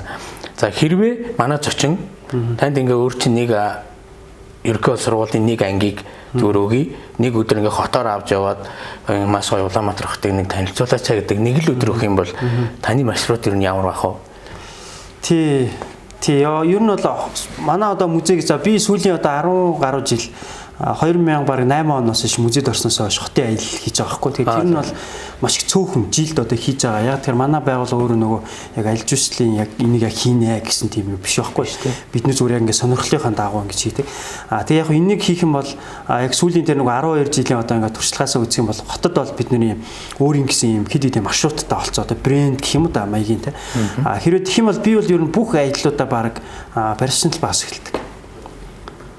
Зан азрын музей. Тий, зан азрын музей гэж. Тэгээ барьсан л ба одоо тэр явж яг ингээд нэг юм 20 дугаар зууны их үеийн барилгууд баг ансамблаар үлдсэн байгаа байхгүй хүмүүс мэдхгүй те. Тэгээ барьсан л ба чи өөрөө нөгөө одоо худалд маш том махны зах байсан. Махандаа гэдэг байсан. Махны автобусны зогсоол. Анхны автобусны зогсоол, анхны таксины зогсоол те. Тэгээ анхны их дэлгүүр тэнд ч үүссэн. Анхны эмийн сан тэнд үүссэн те. Энд тэр гэдэг анхдагч газар юм шүү. Өөрөөсөө маш олон анхдагчуд тэнд бол байгаа байхгүй. За тэгээд за тэндээс эхэлдэг тийм авийн одоо анхны ресторан энэ төр байгаа шүү дээ. Нэг чанга худалдааны гудамж энэ төр гээ. Тэгээ тэрэндээс эхлээ. Тэгээд Сүхбаатарын талбай дээр очиод за тэгээд чи хойшоогоо дам даржаа амжуул дам даржаа явт. Тэгээд дам даржаагаасаа одоо юу хот руу хотын нөгөө юу руу гарчдаг л да. Хотынхон зах руу ингээ ихэнхдээ гарчдаг л да. Тэгээд нөгөө Сүхбаатарын төрсөн газар дээр очиод тэгээд юун дээр очтیں۔ Их Тэнгэрийн амны хадны зурган дээр очиж үзүүлдэг. Тэгээд зайсан толгой дээр очдог. За тэгээд юу очтой? Туулын харт түний ордны төвөр гэдэг нөгөө Тойрол хааны Чингис хааны ордон дээр юу нь бол очдог. За тэгээд бол амжуул нөгөө гандан гишлэн хийдтэй төвөрдөг байгаа тий. За тэгээд яг дундуур нь яг энийг ингээд заримдаа нөгөө хоёр хуваагаад заримд нь болохоор Улаанбаатар хотын музей үзүүлдэг. За дээр нь эсвэл одоо Богдхааны ордон музей ч юм уу тий. Аль болох заримд нь ингээд тийм музейнуудыг үзүүлэхийг бол хичээдэг. Тэгээ ер нь бол хотод бол ер нь бол ямар ч маршрут гаргаж бол одоо явган аяллаа маршрут гэх юм бол бид нэг өдөр ингэх юм бол баг тойргийн аялал хийдэг. Энэ баг тойргийн аялал бол маш гоё болдог. Тэгэл нөгөө одоо жишээлбэл Улаанбаатар хотын анхны одоо асфальтын замтай анхны мод тарьсан те анхны гэрэлтүүлэгтэй гудамж одоогийн сөүлийн гудамж те тэгээд тэр сөүлийн гудамж чинь одоо анхны дөрөв давхар барилга. За тэгээд Живантай ард дөрөгийн өргөө тэгэл цирк гэдэг ч юм те маш гой юмнууд байгаад байхгүй. Тэгэл одоо 40 мянгат байна. Улаанбаатар хотын хамгийн одоо Монголын хамгийн анхны Орос улсны хороол гэдэг ч юм те анх бид нар тэр сул дуртай танилцсан гэдэг ч юм уу те. Тэгэл ингээд цаашаа явна штэ. Тэгэл одоо уртцаагаан байна те уртцаагаан ч одоо бас социализм үеийн анхны одоо худалдааны томоох одоо төвүүдийн нэг гэдэг ч юм уу те. За ингээл ерөөхдөө ингээ баг тойргоор явахад маш их сонирхолтой л доо. Тэгэл багшиндээ дарслантай гүүр энэ төр гэ те жижигхэн одоо жижиг бас юм деталууд бас ерөөхдөө яг нөгөө явган аяллаар явахад хотынхоо нөгөө яг энэ барилга байшингууд дээр яг ингэ тухтаа очиод тэгээд тэр деталууд айгүйх ирдэг байхгүй. За одоо дүүрийн театрын өмнө очих чи яг ямар баримлууд хийсэн, ягаад энэ баримлууд одоо хийхгүй байгаа, ямар загвартай юм. Тэгэл дүүрийн театр дээр очингуу юу драмын театр дээр очингуу чи ягаад морины толгой байдیں۔ Тэ энэ ягаад дэлхийд одоо бараг цор ганц манай Монголд байгаад байгаа. Энэ одоо элементийг ягаад монголчууд одоо ингэж хийдэг байсан гэдэг ч юм уу те. Тэр өөрөх юм бол яг энэ ингээд явах юм бол тэр нэг орон зай, архитектур, түүх, соёл, урлаг гэдэг ингээ те. Яг нэг юм аяллаар маш юм гоё юмнуудыг ингэж нэг өдрийн дотор ингэж өгдөг л дөө. Тэгээ хотын одоо нэг хотоо гадагшаа гарсан аяллууд бол ер нь одоо миний аялалд явчихсан хүмүүс л дандаа ер нь шоконд ордог ер нь. Одоо скватерын одоо төрсөн газар очиод хүүг ийм газар байд юм уу? Байсан юм уу? Тэгэл дам даржаа хийдэр очиод хүүг ийм хийд байд юм уу те. Тэгэл одоо юун дээр тойрол хааны ордон дээр очих чинь тэгээ хүүг ийм байд юм уу? Тэгэл ялангуяа тэр нөгөө юун дээр очиод бас их сонирхолтой жоохон очих жоохон хэцүү л бас гарахад нөгөө их тэнгэрийн амны хадны зураг бол бас их сонирхолтой бас зураг штэ тий. Өөрөөр хэлбэл 3000 жилийн өмнө цосоор ингээд зурсан. Тэгээд 800 одоо 7-800 жилийн өмнөх нөгөө мөнх тэнгэр энэ төр гээл тий. Нөгөө Монгол төчгээр битсэн. Тэгээд Монгол хүний богтго малгайтай одоо тэр чинь цор ганц олцсон зураг байгаа штэ хадны Алонгоотон гэдэг лөө. Үгүй ээ тэр богтго малгайтай 13-14 дугаар зууны үеийн тэр Монгол эмэгтэйг ингээд төстэй зурцсан зураг байдаг байхгүй. Тэгээд тэр мөрчин бод ингээд маш юм сонирхолтой бас юмуд байдаг л та. Яг энэ хотын ингээд яг тэр аялал бол ямдээс манай тэр аялал их сонирхолтой болдгийг. За ингийн байна. Одоо шийдвэл ингээд хотод ингээд өөр чинь нэг анги өгчих юм бол ямар ч тааш талбайгаа үзүүлээд нэг хотын цөөх юм үзүүлээд хотын зах руу ер нь жоохон аваач гоё юм ярих юм те. Шийдвэл хоёулаа зүгээр ингээд л байгаа нар зүг тойруулаад ярьчих. Одоо нэг тэнгэрийн амныхаа хадны зургаас эхлүүлээд ингээд ийшээ юм байна гэдэг ингээд товч дурдвал яг ингээд нар зүг. Тий одоо их тэнгэрийн амны хадны зураг байна. За тэгээд наашаага зайсан толгой байна. За тэгээд хотын зах руугаа тий хотын зах руугаа тэгээд туулын ард түмний ордны төр орж болсон. Тэгээд тэрний дундуур ч бас зөндөө юмнууд байгаа штэ. Тэгэл одоо анхны наадам хийсэн динжтэй юуны ярамгийн динж тэн дээр чинь хөшөө байгаа. Тэгэл нисэх байна тий. За тэгэл биороо орж болно. Биокомбинат чинь бас гоё штэ үйлдвэрүүд зарим юмнууд байгаа штэ. Энд чи одоо сонгоны одоо тэр гоё барилгууд бас байна. За тэгээд ийш хойшоо ингээд явах юм бол за ингээд бүр ингээд хойшоо явах юм бол гүнти юм бас археологийн дурсгалууд байна. Бүлэг дөрвөлжинд дурсгалууд байна. За тэгээд бүр ингээд хойшоо ингээд нар зүг тойшоо явах юм бол юу байна? Шарга мөрт байна. Шарга мөрт одоо Дондыг дулаан матныг оршуулсан. Тэнд одоо юм бас нэг суурга хэлбэртэй гоё домогтой газар тий шарга мөрт юм байна. За тэгээд дам даржаа, наашаа дам даржаа. Тэгээд дам даржаа ч хойшоо явах юм бол Япон зэргийн оршуулгын газар байна тий. За ингээд тэгэл наашаа ерөөдөө ингээд хоогоор бол тэгээд болчтیں۔ Тэгээд яг бүр ингээд баруун зүүн тишээ явах юм бол тэр нөгөө гачууртын төвөөс яг ингээд хойшоо шар хоолон ам гэж байд. Тэр аманд бол хотоос нэг холгүй л дээ. Тэнд бол гачууртын амны хадны зураг бас байна. Тэгээд тэнд бас археологийн бас дурсгалуудыг үзүүлж болж байна те хэрэгсүүр янз бүрийн одоо дурсгалуудыг гэдэг ч юм те.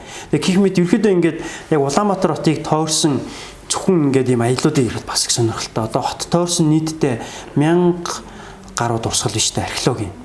Бурхан минь. Тий. Ганцхан их тэнгэрийн аманд ганцхан хадны зураг гэдэг ч ойлгоод байна. Үгүй шүү. Ерөөдөө яг археологийн дурсгал гэхээр одоо энэ хэрэгсүүр одоо хүннүг үеийн дурсгал те 13 дугаар зууны үеийн бас дурсгал гэдэг ч юм те дөрвөлжин буш гэдэг ч юм те. Тэр юм буш одоо хэрэгсүүрүүд бас маш ихтэй. Ингээд энэ тоош ирэхээр бол 1000 гаруй байна. Тэгээ бараг одоо худлаа ярьдаг дуулынхаа нам болгоно хотод бол юм дурсгал байна. Тий гэж л бол. Ер нь бол яг одоо яг битүүрийн ярилцлаганаас тур оператор компаниуд маань ч юм уу эсвэл яг энэ оюутнуудад дээрээс нь нам ялгаа ерхий боловсролын сургуулийн сурагчдад зориулсан юм CD тур аялал хийдэг байгууллагууд маань маршрутаас ингээд жоохон хотын зах руугаа ч юм уу аваач гэрн боломжууд маш их байгаа юм шүү дээ. Тэ ганцхан энэ нэг хот дотроо ингээд яг үндсэн маршрутаараа яваад хахаас илүү гэдэг ийм сэтлийг бас авах болов гэж бодож байна. Тий. Тэгээд тэрнээс үүнээс гадна бас бид нар бас нэг юмыг хийх шаардлагатай гэж боддог. Тэр нь юу вэ гэхээр одоо ингээ баахан газрууд байгаад байдаг. Гэтэл хөтчүүд маань бол энийг бол одоо ингээл судлаач биш шүү дээ тэд нар чинь тий. Тэгээд тэрийг бол тэр хүмүүст яг ингээд юм бэлэн бас юм гарын авлагуудыг хийх шаардлагатай байгаа тоххой. Тэр бол одоо намайг оюутан багтал анх ярьжсэн сэдв байгаа байхгүй. Тэгэл өнөөдөр ярьсаар л байна.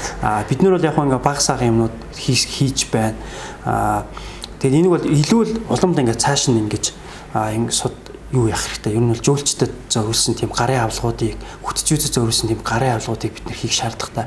Тэгжиж нөгөө нэг зөвхөн одоо хүтэж тайлбарлаж чадахгүй байна гэх биш те. Бас тэрийг судлаач биднэрт бас буруу байгаа байхгүй.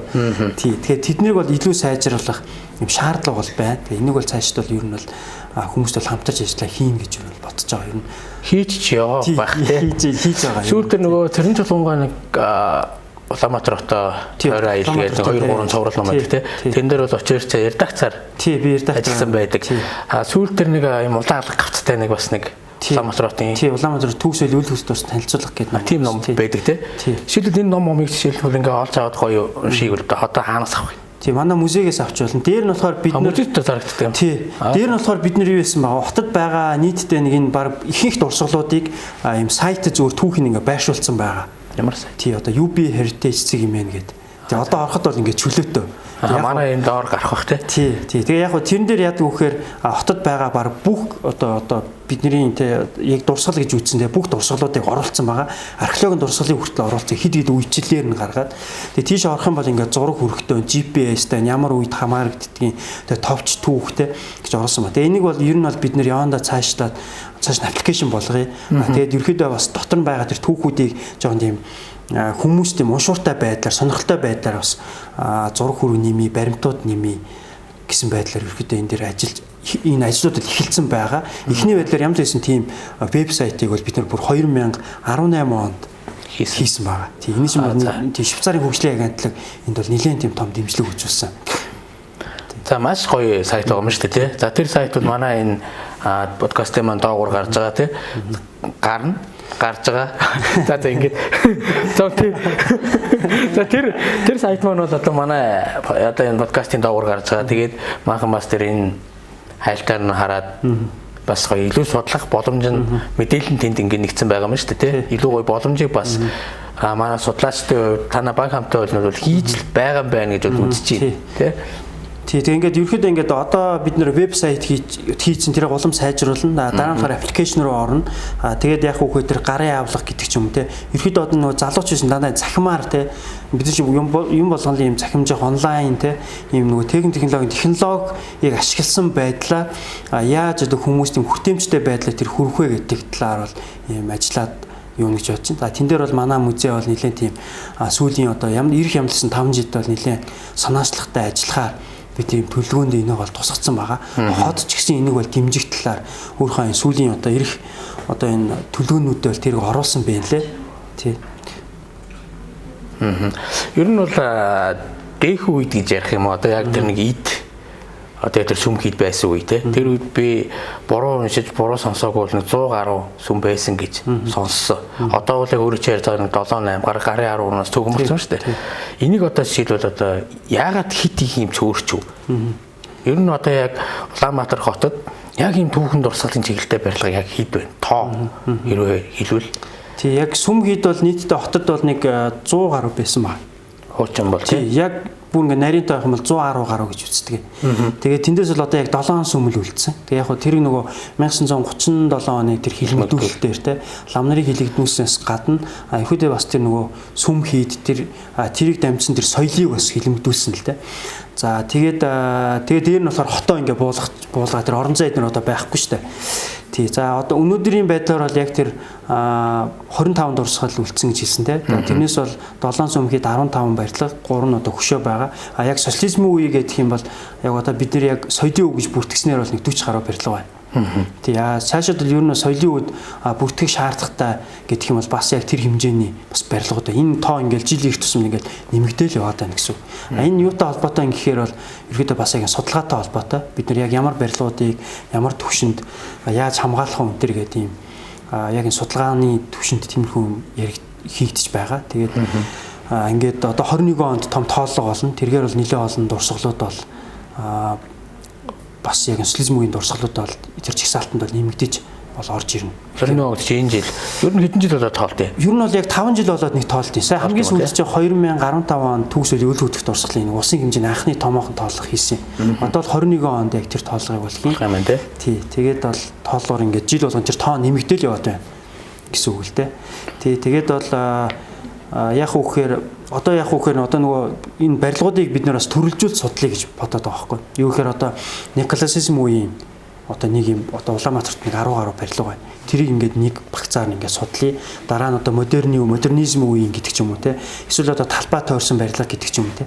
Яа ингээд нэг дундаас нь сугалж аваад ингэхгүй бол бид нэр ихэд бас нийт ерөнхий байдлаар ингээд ийм байна, тийм байна гэдгээр бас хүмүүст бас сайн бас ойлгоход хэцүү байгаа тий. Тийм баг. Сүүлд байгалийн түүхийн музейг байхгүй болчихлоо шүү дээ. Энэ одоо яг буруу ч юм уу зөв ч юм уу би бол мэдгүй. Одоо бол яг суурин дээр нь Чингис хааны нэрмжит музей баригдаад баг барилгын ажил нь бол нэлээд явж байгаа шиг байна тий. Ер нь энэ талаар ер нь ямар бодолтой гэдэг. Яагаад заавал энэ хуучны барилгуудыг авч үлдэх ёстой энэ ганц хоёр өгүүлбэрээр гоё тайлбарлаа.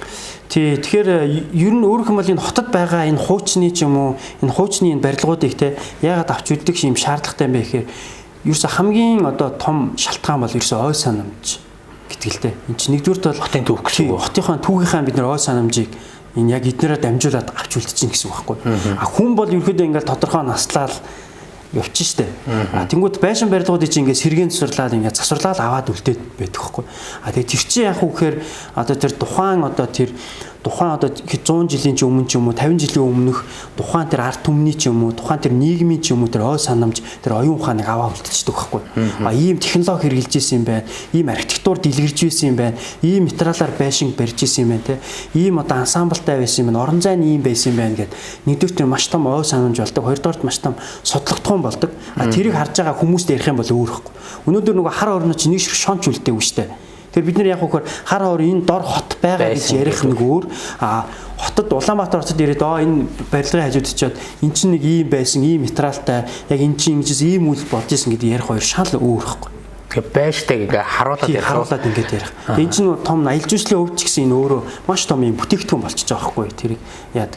Тэгээ одоо бол баг тоосхоор барилга барих юу цөөрсөл биш үү? Социализм үеийн хотод социалист хотын бүр тэр чигтэн тоосхоор ирсэн шүү дээ. Яг хуу огцтомор барилгуудаа сүүлд нь бол гарч ирсэн л дээ. Гэхдээ бол ерөөдөө ингээ тоосхоор барьсан байхгүй. Тэгээ тэр үйлдвэрлэл материал те.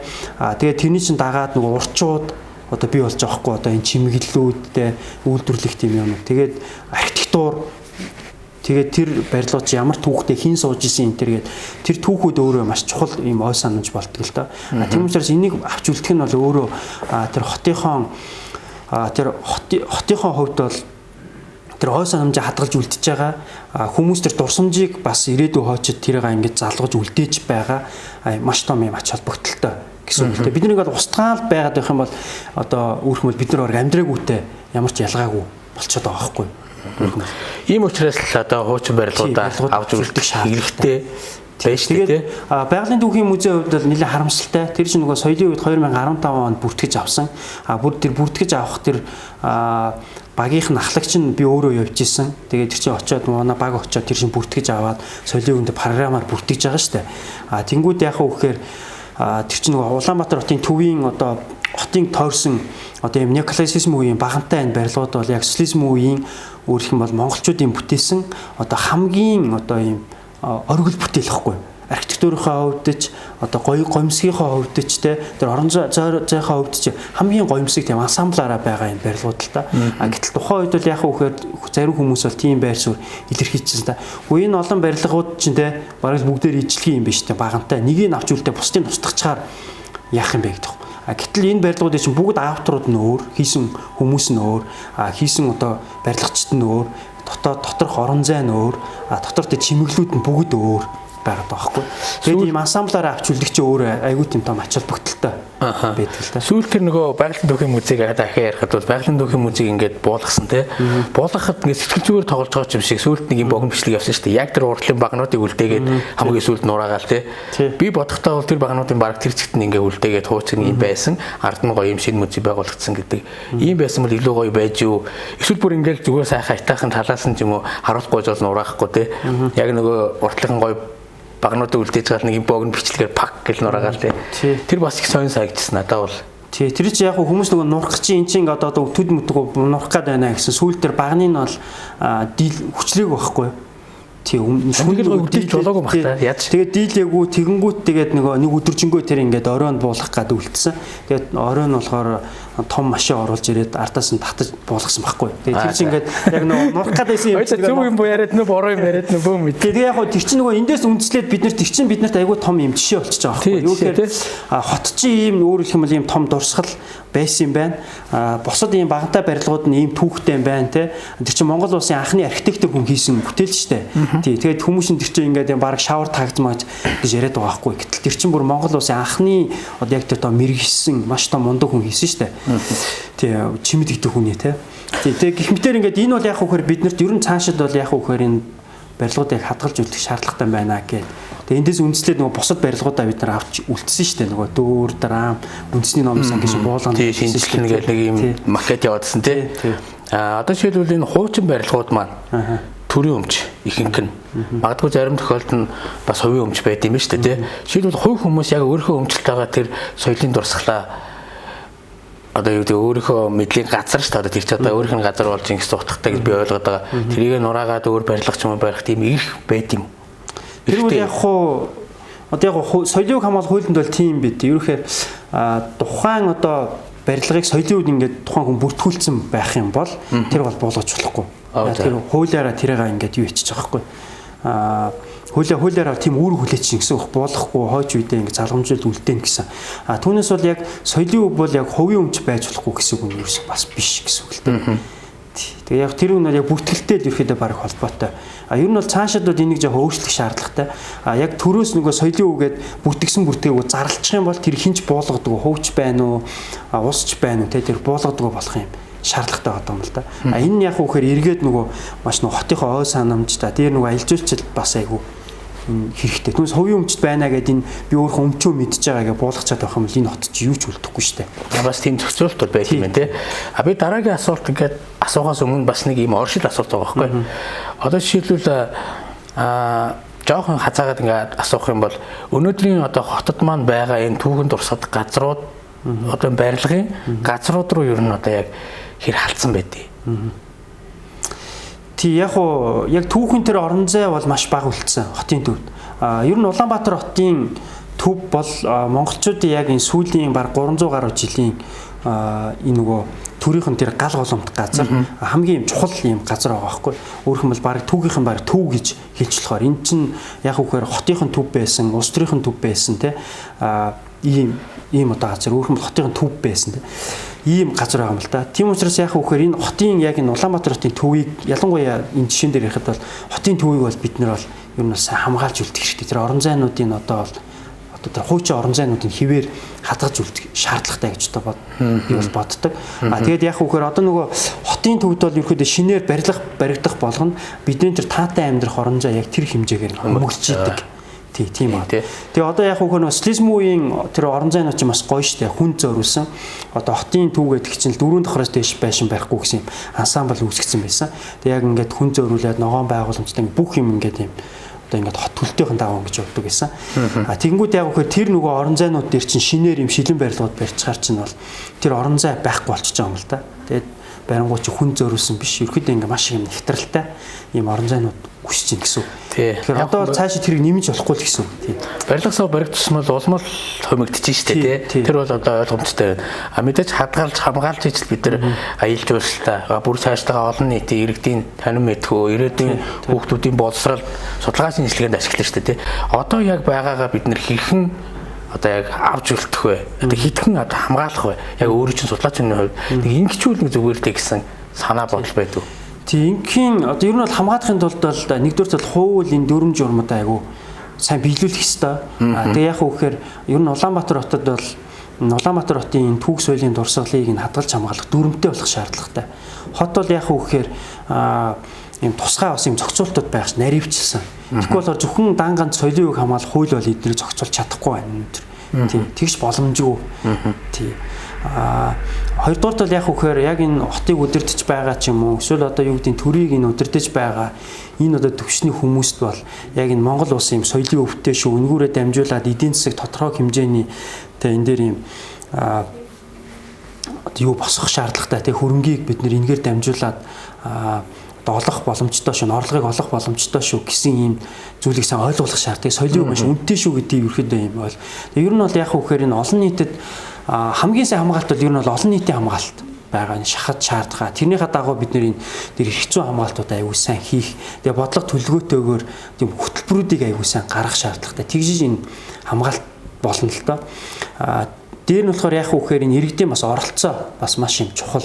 Тэр өөрөөр хэлбэл энэ соёлын хувийг нь хадгалж хамгаална гэдэг бол зөвхөн нэг юм судлаач ч юм уу эсвэл нэг өдөртөө төвчний хүн ч юм уу ерөөсөө тийм биш. Энэ бол ийм олон талын ийм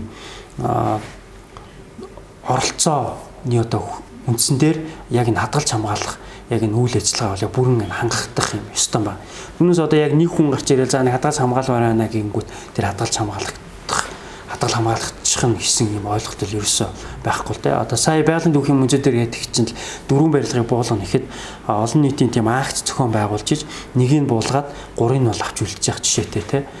Гэмтэр ингээд юм оролцоо ингээд сайтай байх юм бол тэгээ цааш дараагийн төвшөнд ингээд төр өөрөөр хэлэх юм бол төрөөс яаж бас хамгаалах боломжтой вэ гэдгийг бас бид нар сайн дуу хоолой бас хүргэх шаардлагатай. Тэгэхээр л одоо яалчгүй түрүүний нөгөө өөрийнхөө өгсөн зөвлөгөө бид өөрсдөө хотоо мэддэг байх хэрэгтэй болоод байна шүү дээ.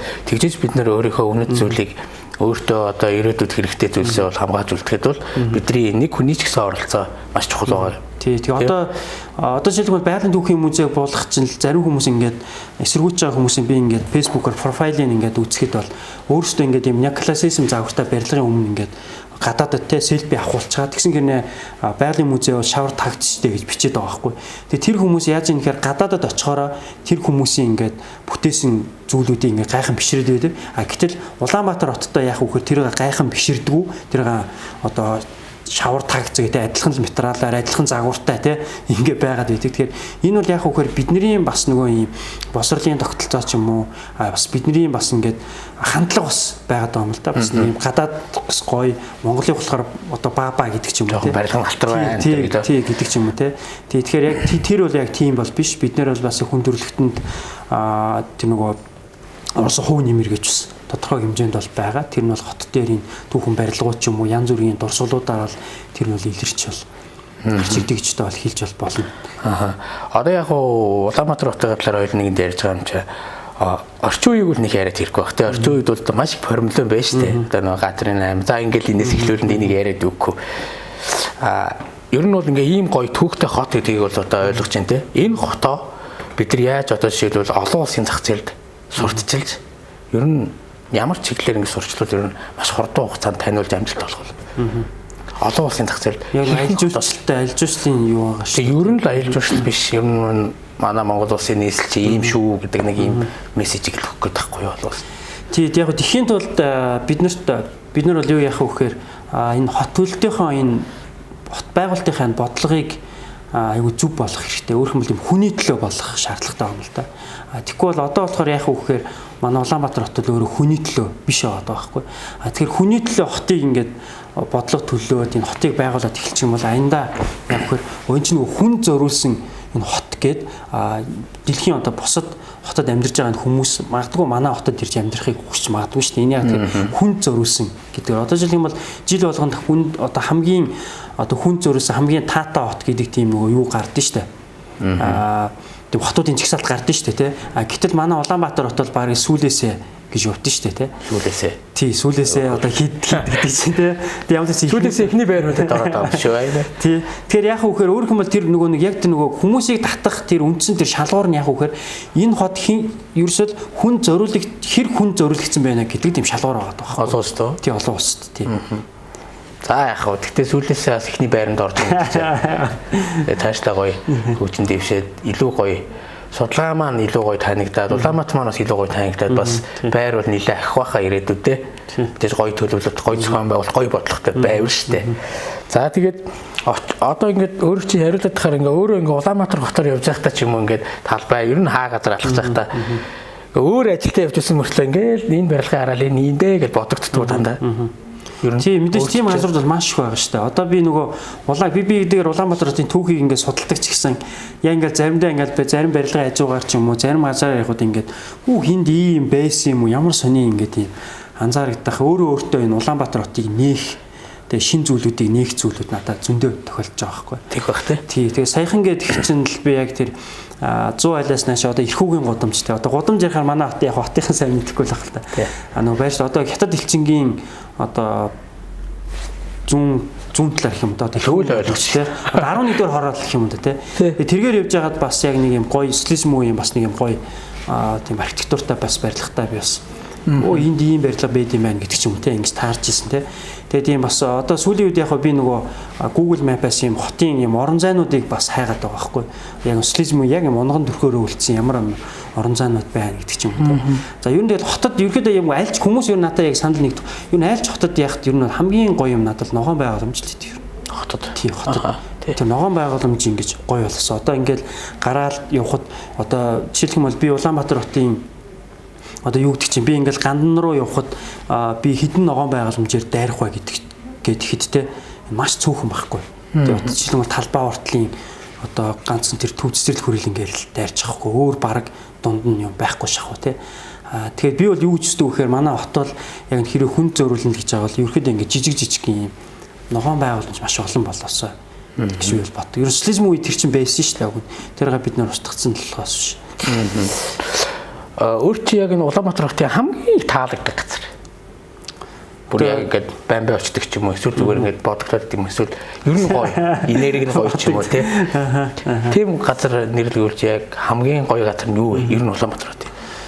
Тэг яг зүгээр яг тийм гэд хэлгээд бас юу надад бол нэлээд олон тэр газар нь бол одоо би ингээд одоо жишээлх юм бол очих болгондоо ингээд юм шин юм мэдэж авдаг газар бол чин ханд дөрж өргөө байгаа. Сөүлэн гудамж нь тий сөүлэн гудамж дээ. Тэгтээ ягаад тэгэхээр тэрний надад архитектур нь маш их таалагддаг.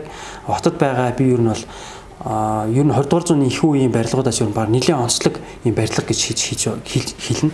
Ягаад тэгэхээр бол нэг давхар нь хоёр давхар шүү дээ. Нэг давхар нь яг үхээр Европ загвартай, хоёр давхар нь Аз загвартай байхгүй. Тийм барилга ерөөсө Улаанбаатар хотод гацгал байгаа. Тэр нь бол чин ханд дөрж юм байна. Тэгээд ингээд дээр галерей гэдэг нь гудамжийг дөрвөн юм галерей нартай гэдэг юм те. Тэр очих болгондоо би тэндээс бас энэ юм бай. Тэгэд энэ төр гэж шин зүйлээ бас тийм бас мэдэж авдаг.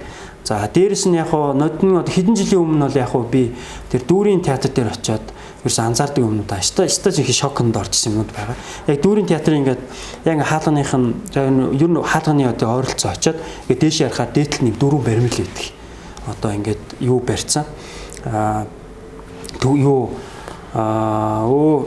бүжиглж байгаа Монгол дөрвөн хүн мэдхгүй бүжиглж байгаа. Тэгээ баатар хувццаа. Тэгээ нэг шилбүүр барьсан. Нэг нь болохоор морио уур барьсан. Тэгээ тэрийг бол бид нар огт ингэж анзаарч. Тэгээд ягангуу тэрийг ингэ хийсэн хүмүүс нь тодорхой байдаг юм л да. Тий. Тэгээд яг үхээр одоо тэр нөгөө тэр маскууд идэв шүү дээ. Тэгээ тэр маскын чинь нэг хар өрнөөс олцсон юм маск байдаг гэдэг ч юм те. Ингээд тэргээ чимэглүүдийг ярих юм бол маш юм сонирхолтой. Тийм байт юм. Тэгээ яг би ер нь бол хамгийн очих дуртай их юм Сүхбаатарын талбай. Энэ очих болгондоо надад айгүй гоё юм мэдрэмж төрүүлдэг. Яг тэгэхээр тэр нэг түүхийн би айгүй илүү сайн мэддэг. Ер нь түүхийн сайн мэддэг учраас гэдэг ч юм те. Дээр нь болохоор бас дам даржаа хэд бас надад их тийм гоё санагддаг. Тэгээд яг хуучны юмнууд хуучны юм дээ. Мэдээ судлаачны хувьд бол ойлгомжтой байна л та. Орчин цагийн хувьд бүр хамгийн гоё. Орчин цагийн хувьд тэгэхээр би ер нь бол 40 мянгатын байрнуудын дондор явах бас дуртай. Дуртай яа. Тий, ягаад тэгэхээр тэд нар чинь нөгөө яг ингээд юм нөгөө хүн тухайд нэг тэр анхны Орос улсны хороол барихтаа нөгөө хүн зөөрүүлж хийсэн. Тийм нөгөө ногоон байгууламж байгаа, хүүхдийн талбай байдаг тий. Ингээд явхад нэг тийм гоё ийм гоё ийм тайван амар амгалан тийм үү ийм гоё ийм тайван тийм юм мэдэрдэг байхгүй. Тэгэхээр яг үгээр тэр орчин бас хүнд айгүй тийм чухал байгаа байхгүй. За 40 мянгатайх юм бол үнэхээр гоё газар амьдрах тийм ээ тий. Тэг 40 мянгад амьдарч байгаа хүмүүс бол үнэхээр Улаанбаатар хотын ер нь манай судлаачийн хэлцээгээр бол хамгийн гоё газар амьдрах юм байх шүү. Та нар яасан чадтай юм бэ? Тий. Тэгээ дараагийн бас нэг за сүүлийн энэ дахиад газар байгаа. Яг тэр нь бол ер нь бас гэр хороол. За. Тий, гэр хороол ягаад юм гоё санагддаг вэ гэхээр хэдгээр ингээ яг очиход яг нөгөө орчныхоо хувьд ч тийм нөгөө шороотой, тоос мостой гэж байгаа. Тэр нь бол мэдээж байгаа хэцүү байд зам харилцаа гэдэг чинь. Гэхдээ яг нөгөө нэг юм тэр нөгөө байгаа байдалтай тэр юунууд нь бол надад их таалагддаг байхгүй. Юу гэхээр би бас нөгөө оюутан байхдаа гэр хороол бас нэлээд олон жил амьдарч исэн. Тэгээ яг үхээр тэр чинь бас нэг юм гоё орчин байхгүй. Яг ингээд бүх одоо айл юунуудаа мэддэг те. Тэр нөгөө гудамжныхаа бүх хүмүүсийг баг зарим хүмүүс мэддэг. Тэгээд тэр дэлгүүрээ юунуудаа мэддэг. Тэр нэг ийм гоё нэг тийм амьд харилцаа. Тэндгүү ч гэсэндээ нөгөө эднийх нэг ийм нохоотой хаалган нэг ингээд тэгээд Монголд тэр бүр мэддэг те. Тэгээд тэр орон сууцаас яах вэ гэхээр тэр үнэр за тэгээд дээр нь яах вэ гэхээр тэр нөгөө нэг ийм дуу чимээ те. Тэр юм бүх юм өөр байхгүй. Тэгээд тэр орчин чинь өөрөө бас яг ингээд гэр хорооллыг илүү гоё ингээд болгочих юм бол тэр орчин их гоё байгаад байгаа байхгүй.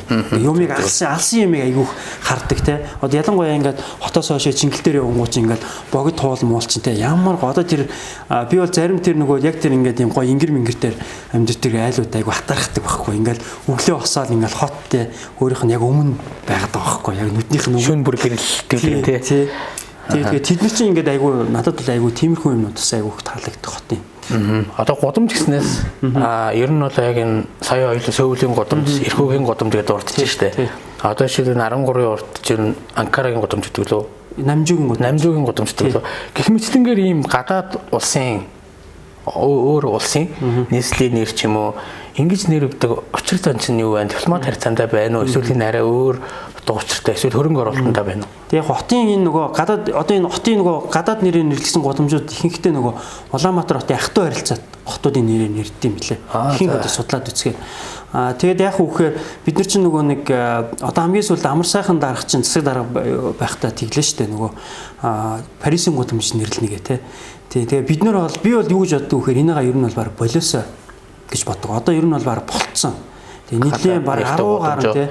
Тэгээ 10 гаруй гудамжны нэрээр бол хотын гудамжийг нэрлэж байгаа байхгүй. Тэгээ тэр нь бол дандаа манай Улаанбаатар хотын дандаа гой байрштууд дандаа хотын төвд. Тий нэр байхгүй. Тэр энэ хот чи яах вэхээр өөр ингэсэн бид нар тийм үндэсний онцлог үнэт зүйл эрх ашиг гэднийг юм байх ёстой шүү дээ. Тэр нь бидний үргэлж юмны дээр байх ёстой.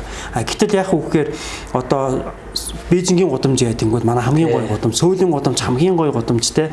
Тэг гих мэтэр тэгэл Болгарын гудамж, тэгэл Парисын гудамж сая бас хотын Парисын гудамж нь хаана гэж. Парисын гудамж чинь одоо авчамчдын гудамж байсан хуучин. Тэрнийхийг нэрийн болиулангуудаа яг Сэлбийн гүүрний яг баруун талаар Арсандаа гүүрний яг урдуур явдаг гудамжийг хэлдэг байхгүй. Тий. Тэгээ яг зөв гудамж гэж ярихаар би гудамжийн талаар бас хүмүүстэй ярих дуртай. Юу гэхээр бас шүүмжлээс ханддаг. Манай хотынхан бас энэ гудамжаар бас нэрлэж гівших шаардлагатай байна. Ягаад тэгэхээр бол одоо жишээлх юм бол би бол зарим хүнтэй гудамжаар бол хизээч баг ихэнх хүнтэй ингээ гудамжаар хизээч ойлголцдог байхгүй. За би одоо энэ машин гудамжинд байна намайг олоод тэр те. Би энэ машины гудамжинд байна гэхэд намайг хинч олж ирч чаддаг байхгүй. Тий. Би таксийн цуугаал за би одоо ингээ те энэ машин гудамжаар явуул гэхэд намайг хинч энэ машин гудамж хүргэж чадахгүй. Хаана үдийн гэж те. Тэгэхээр хаана үдийн ингээ би зүгээр хөөгдөж буудсан нэг тохиолдол байгаа шүү дээ. Тоглоод би нөгөө хувьсгалтын гудамж гэдэг явъя гэдэг ихгүй. Тэгээд нэг таксинд ороод хувьсгалтын гудамж явъя гэдэг чинь нэг ах суучсан чинь ахын доо хаана үдийн гэсэн чинь энэ яг ингээ энэ юуны тийм гудамжаар явдаг. Тийм гудамжаар инх тайм 4 жил явж байгаа баг тойрогоор явж байгаа те. Амрын гудамжаар ороод те. Тэгээд ингээд юуны Сүхбаатарын гудамжаар ороод те. Ингээд юуны самбуун гудамжаар ороод очив юм а гэсэн чи ямар задарсан хүүхдүүд яг намаар тоглоод байна гэдэг байхгүй нөө. Тэгээ би үний яриад байгаа тийм. Би үг нь яг ингээд чи яг хотын те тэр гудамжаал тэр хүн таниулах гэдэг байгаа байхгүй. Тэгсэн чинь тэгээ нэг одоо өвөөд хөөгдө буужсэн те. Чи өөртөө ямар задарсан хүүхдүүд өнтер гэ те. Тэгээ тэрнээс хойш бол яг тэхээ бол болсон. Тэгтээ ерөөхдөө зарим тохиол зүгээр тоглоом шиглэмээр ерөөхдөө тэр гудамж руу та мэдхүүн гэдэг ч юм уу те. Ер нь л тийм байна. Тэгэхээр л одоо нөгөө ахаал нөгөө эргээс идвэрээ Улаанбаатар хотоос судлах л нөгөө эцсийн зорилго биднэрт байгаад байна шүү дээ тий. За ер нь нэг өөр чинь нэг сошиал дээр нэг бичлэгээс сонсч байсан. Ингээ аргашаа гэдэг ихэр малгай ундаг. Тий. Тэг энэ яг одоо тэр тухайн үеийн өндөр барилгуудыг тэгж нэрлэдэг байсан юм уу? Тухайн үед ямар газруудыг тэгж хийлээд монголчууд ингээ дээшээ харахаараа малгай ундаг гэсэн гэж ярьдаг байсан. Тий одоо нөгөө өндөр барилгуудыг яг малгай өндөг барилгууд гэдэг байсан ихэнхтэй. Тэгээд тэр чинь өөрөөр хэлбэл социализм үеийн нөгөө нэг зөвхөн энэ одоо нөгөө хотын нөгөө энэ хуучны барилгуудыг яагаад авч үлдэх ёстой гэдэг түрүү ярьсан шүү дээ. Ой санамж гэдэг шүү дээ. Тэр ой санамж чинь яг үхээр зөвхөн одоо тэр барилгыг авч үлдснээрээ бас биш байгаа юм л да. Юу гэхээр тэрнтэй холбоотой нөгөө ийм дурсамж, түүх, төсөөлөл, тухайн нийгмийн тэр үзэлтэй, тэр сэтгэл зүй хүмүүс юу гэж ойлгож байсан гэдэг зүйлүүдийг бас ярих боломжтой болчихж байгаа байхгүй. Тий. Тэр яг үхээр тэр малгай ундаг барилга гэдэг чинь яг тэрнтэй холбоотой байгаа байхгүй. Юу гэхээр одоо нэгдүгээр сургууль ч юм уу те социализмын энэ 30-40-од оны одоо сүүлийн гудамж. Тий, сүүлийн тэр чинь 1940 онд баригдсан Улаанбаатарын хамгийн анхны 4 давхар барилга байхгүй. Тэгээ тэр үед яг ингээд 1940-од оны ихэнх үеэс эхлээд Улаанбаатар хотод нөгөө бүтээн байгуулалт өрнөд ингээд томоохон өндөр барилгууд баригдахад тухайн хүмүүс одоо ихтлгүүт нь одоо юм том шидэбэн малгай зардаг байсан байл да янз бүрийн юм малгаанууд. Тэгээ тэд нэр ингээд зарим хүнд томдчихдаг те тэр чинь янз бүр арьсмаар байхгүй байгаа штэ. Тэгээ зарим нь ингээд нэг хэвийн тэнгууд ингээд зарим хүмүүс ингээд томдсон малгайгаа өмсч яваад тэгээ нөгөө барилгуудаа ингээд очиж харангуй те ингээд малгай нь ундаг ч юм уу те тэнгууд малгай ундаг барилга гэдэг ч юм уу те. Тэгээ тэр үеийн тэр энэ түүхүүд нөгөө нэг юм хотчлтын өөрөх нь нөгөө бас юм түүхүүд өөрөө бас сонирхолтой байхгүй энийг дагсан.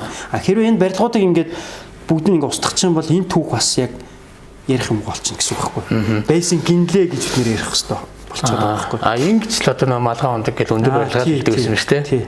Тэгвэл байгалийн түүхийн музейнээр хэдэн онд байгуулагдсан блэ? Ер нь байгуулагдсан байсан блэ? Тийм 1956 онд баригдсан. 56 онд тий. Тэгмүүд эндээс нэг жижигхэн дүнэлт хийж болж байгаа юм. Миний зүгээр нэг харах өнцгөр ярианы дундаасаа музей үзмрүүд ч юм уу ямар нэгэн байдлаар 1956 онд баригдсан барилга нур хаюултай болчих. Нураачлаа. 1940 онд баригдсан барилгад одоо хүүхдүүд сурч байна.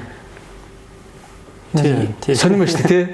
Хүний амь нас нь музей үзмрээс Тий яг энэгээр зүгээр ингээд логик дүгнэлтээр яах юм бол 56 онд одоо баригдсан барилга ингээд те яг 1 материалаар 1 үйлдвэрийн тэд нар чинь тоосгоор хийсэн барилгад байгаа шүү дээ. Тэр чинь тоосгоны үйлдвэр гэдэг тухайд Монголын хамгийн том яс тэргээрл хийсэн пэйж таарж байгаа байхгүй. Тэгэнгүүт яг үхээр 1 технологиор 1 материалаар хийсэн 1 барилга нь өмнө барьсан барилга нурааг байж хахад ягаад 56 оны барилга нурахолчт юм бэ? Тэгэх юм бол 56 оноос тэр авцаа тийм үү 56 онд баригдсан болон тэр үед баригдсан тэрнээс өмнөх бүх баригдсан барилгууд одоо нураагдах болцсон гэсэн үг байхгүй. Тий гэж одоо логикоор дүгнэх юм. Логикоор дүгнэх харин надад бол тэгж байна. Яг бол тийм бол биш. Энэ чинь нөгөө сэргийн суралдаг маш олон аргууд байдаг байхгүй. Тэгээ тэр чинь сэргийн суралж болдог. Өөр хүмүүс хүн өвдөхөөр өөр хүмүүс энэ өвдчлээ одоо шүд өвдөнгүүт шүдний өвчлөө шүдөө өвдөө байж шууд ахуулчих гэж шууд тэгдэг үстэй тий. Бүр болохоо байх юм бол ахуулдаг үстэй. Яг тэрнтэй адилхан яах вэ гэхээр одоо зүрх өвдөх юм бол наа зүрхийж аваа ич гэж хэлж болохгүй үстэй. Яг тэрнтэй адилхан тэр зүрхий чинь одоо өвдөх юм бол одоо тэр чинь эмчилнээд эмч юм уу тий. Яг барилга чинь яг тэрнтэй адилхан байхгүй. Өөр тэр барилга чинь засна, янзлна гэдэг ч юм уу тий. За өнөөдөр ингээд манай Travel podcast гэдэг бид нар яг илүү тийм залуучууд руугаа чиглэсэн бас нэг мэдхгүй мэдээллийн ч юм уу те аль болох ингээ ойлгомжтой байдлаар хүрэхийг зорддог. Манай Travel podcast-ийн өрөө бол хариуцлагатай аялал жуулчлалын төлөө гэж байна. Тэгэхээр бас бид тэрийн энэ өнөөдрийн бас сэдв бас энэ рүү бас нэлээд хазаах байх. Ягаад тэгэхээр бид нар нийслэл хотоо маш сайн мэддэг байгаа те мэддэг байж ададтад тийм босод хүмүүс таниулдаг байх хэрэгтэй. Мэдээж үнэн мэдээлэл өгнөд бол бас нэгэн хариуцлага тий. Тэгэхээр бас уялдж байгаа болоо гэж би бол харж байна. За тэгээд сүүлийн асуултууд мэдээж өөрөө хариулахад зүгээр маш энгийн. Бодох юм ч хэрэггүй. Энэ бол аягүй хамархан. Ер нь бол Улаанбаатар хотыг одоо хотоо судлах сонирхолтой залуучууд хаана ирж одоо хамгийн түрүүнд мэдээлэл авахыг бол энэ өнөөдрийн манай дугаар явж байгаа музейд ирэх. Энэ музей маань байршил хаяг үн терапийн талаар мэдээлэх үү. За манай музей болохоор том хүн 3000 гэдэг. За оюутнууд 2000. Ер нь бол нэлээд хямдхан 1000-аар өсөж байна. 1000-аар ингээ. Уг нь бол бүр 1500 байсан. Хямдхан байна тий. Тий. Сая 2019 онд чинь 2 юу байсан байхгүй. Бүр 1500 байсан том хүн. Тэгээ бид нар яг үнэ нэг баг зэрэг нэмээд тэгээд одоо орж ирж байгаа хүн болгонд ер нь тайлбар хий гэдэг байдлаа нөгөө оронтойгоос нэмээд тэгээд бас үнэ нэмчихэж байгаа байхгүй нэг үйлчлэгээ сайжрангууд үнэ нэмэгдээ явсан. Тий. Тэгээд манай музей дээр ирээд яг нөгөө хотын түүх судлах ерөөдөө би даалт ч юм уу ингээ яах юм бол бид нар аягүй чөлөөттэй тэнд ханддаг. Тэгээ музейхаа бас манай музей номын сантай. Тэгээ музейхаа танхимд суулгаад дотроо номын сан байгаа юм уу? Тий, музей дотор номын сантай. За дээр нь одоо хичээлээ энд хийх сонирхолтой ч юм уу те эсвэл клубээрээ ингээ уулзах гад гэсэн чинь байр байдгүй хаана уулзуу гэдэг юм бол бид нар бас энэ музейдээ яг ирээд манай музей танхимыг те чөлөөтэй ингэж үн төлбөргүйгээр ашиглаж бас та нар болно гэж одоо хилдэг байгаа. Тэгэхээр одоо тэр хүмүүснээс цөөхөн ирээд байна та.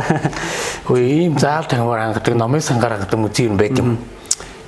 Тий яг байгаа ах уу би тэгж бодож байна. Юунууд чинь за одоо манай музейнууд чинь ерөөхдөө бас нэлээд чөлөөтэй болж шээ. Тийм болж байна тий. Би бол хувьдаа сонсоогүй юм байна. Тий. Яг ийм заал тагмаар хаадаг ирээд цөөхөлөө ирээд гоё яг судалгаа шинжилгээнийхээ хичээлдээ зориулаад хамтдаа суудаг тийм бас гоё боломж байна. За тэгээд очиорынхаа цаашдын ажил амьдрал тийм судалгаа шинжилгээнийхээ ажилд бол яг энэ travel podcast-ийнхаа хамт олонны нэрийн өмнөөс амжилт хүсье. Тэгээд өнөөдрийн дугаарт хүрэлцэн ирж орсонд бол маш их баяртай байна. Би хувьдаа бол маш их мэдээлэл авлаа. Илүү цаашаа бас Улаанбаатар хотоо бол бүр юм судалгаа шинжилгээний хэмжээнд биш ч гэсэн өөрийнхөө хэмжээнд бас нэг мэддэг бай гэдэг юм бас бодол бол надад төрлөө. За тэгээд баярлаа. Өнөөдрийн дугаарт хүрэлцэн ирсэн. За баярлалаа. Та бүхэн ч гэсэн амжилт хүсье. Тэгээд ер нь Улаанбаатар хот бол нэлээд юм сонирхолтой. Монголчуудын одоо сүүлийн 300 жил байгуулсан хамгийн том одоо юм хот учраас энэ бол нэлээд юм сонирхолтой одоо юм түүхтэй гэж хэлж болно. За тэгээд бидний бас өнөөдрийн одоо энэ сүрэн иргэншлийнтэй хамгийн бас том төв нь бол Улаанбаатар хот байгаа. Тийм учраас бол Улаанбаатар хот бол өөрөө яг энэ хотын тэр аялал жуулчлал өөрөө энэ хөгжих хамгийн бас том боломжтой юм газруудын нэг гэж та соёлын аял те хөгжих бол хамгийн том газруудын нэг гэж та хэлж болно. Та бүхний ажил бүгдэнд нь одоо амжилт хүсэж байна. За манай өнөөдрийн дугаарын сэдв бол Улаанбаатар хотын аялал, Улаанбаатар хотын тухай байлаа. Тэгээд манай өнөөдрийн зочин бол сая танилцууллаа. Тэгээ баярлалаа. Амжилт хүсье. За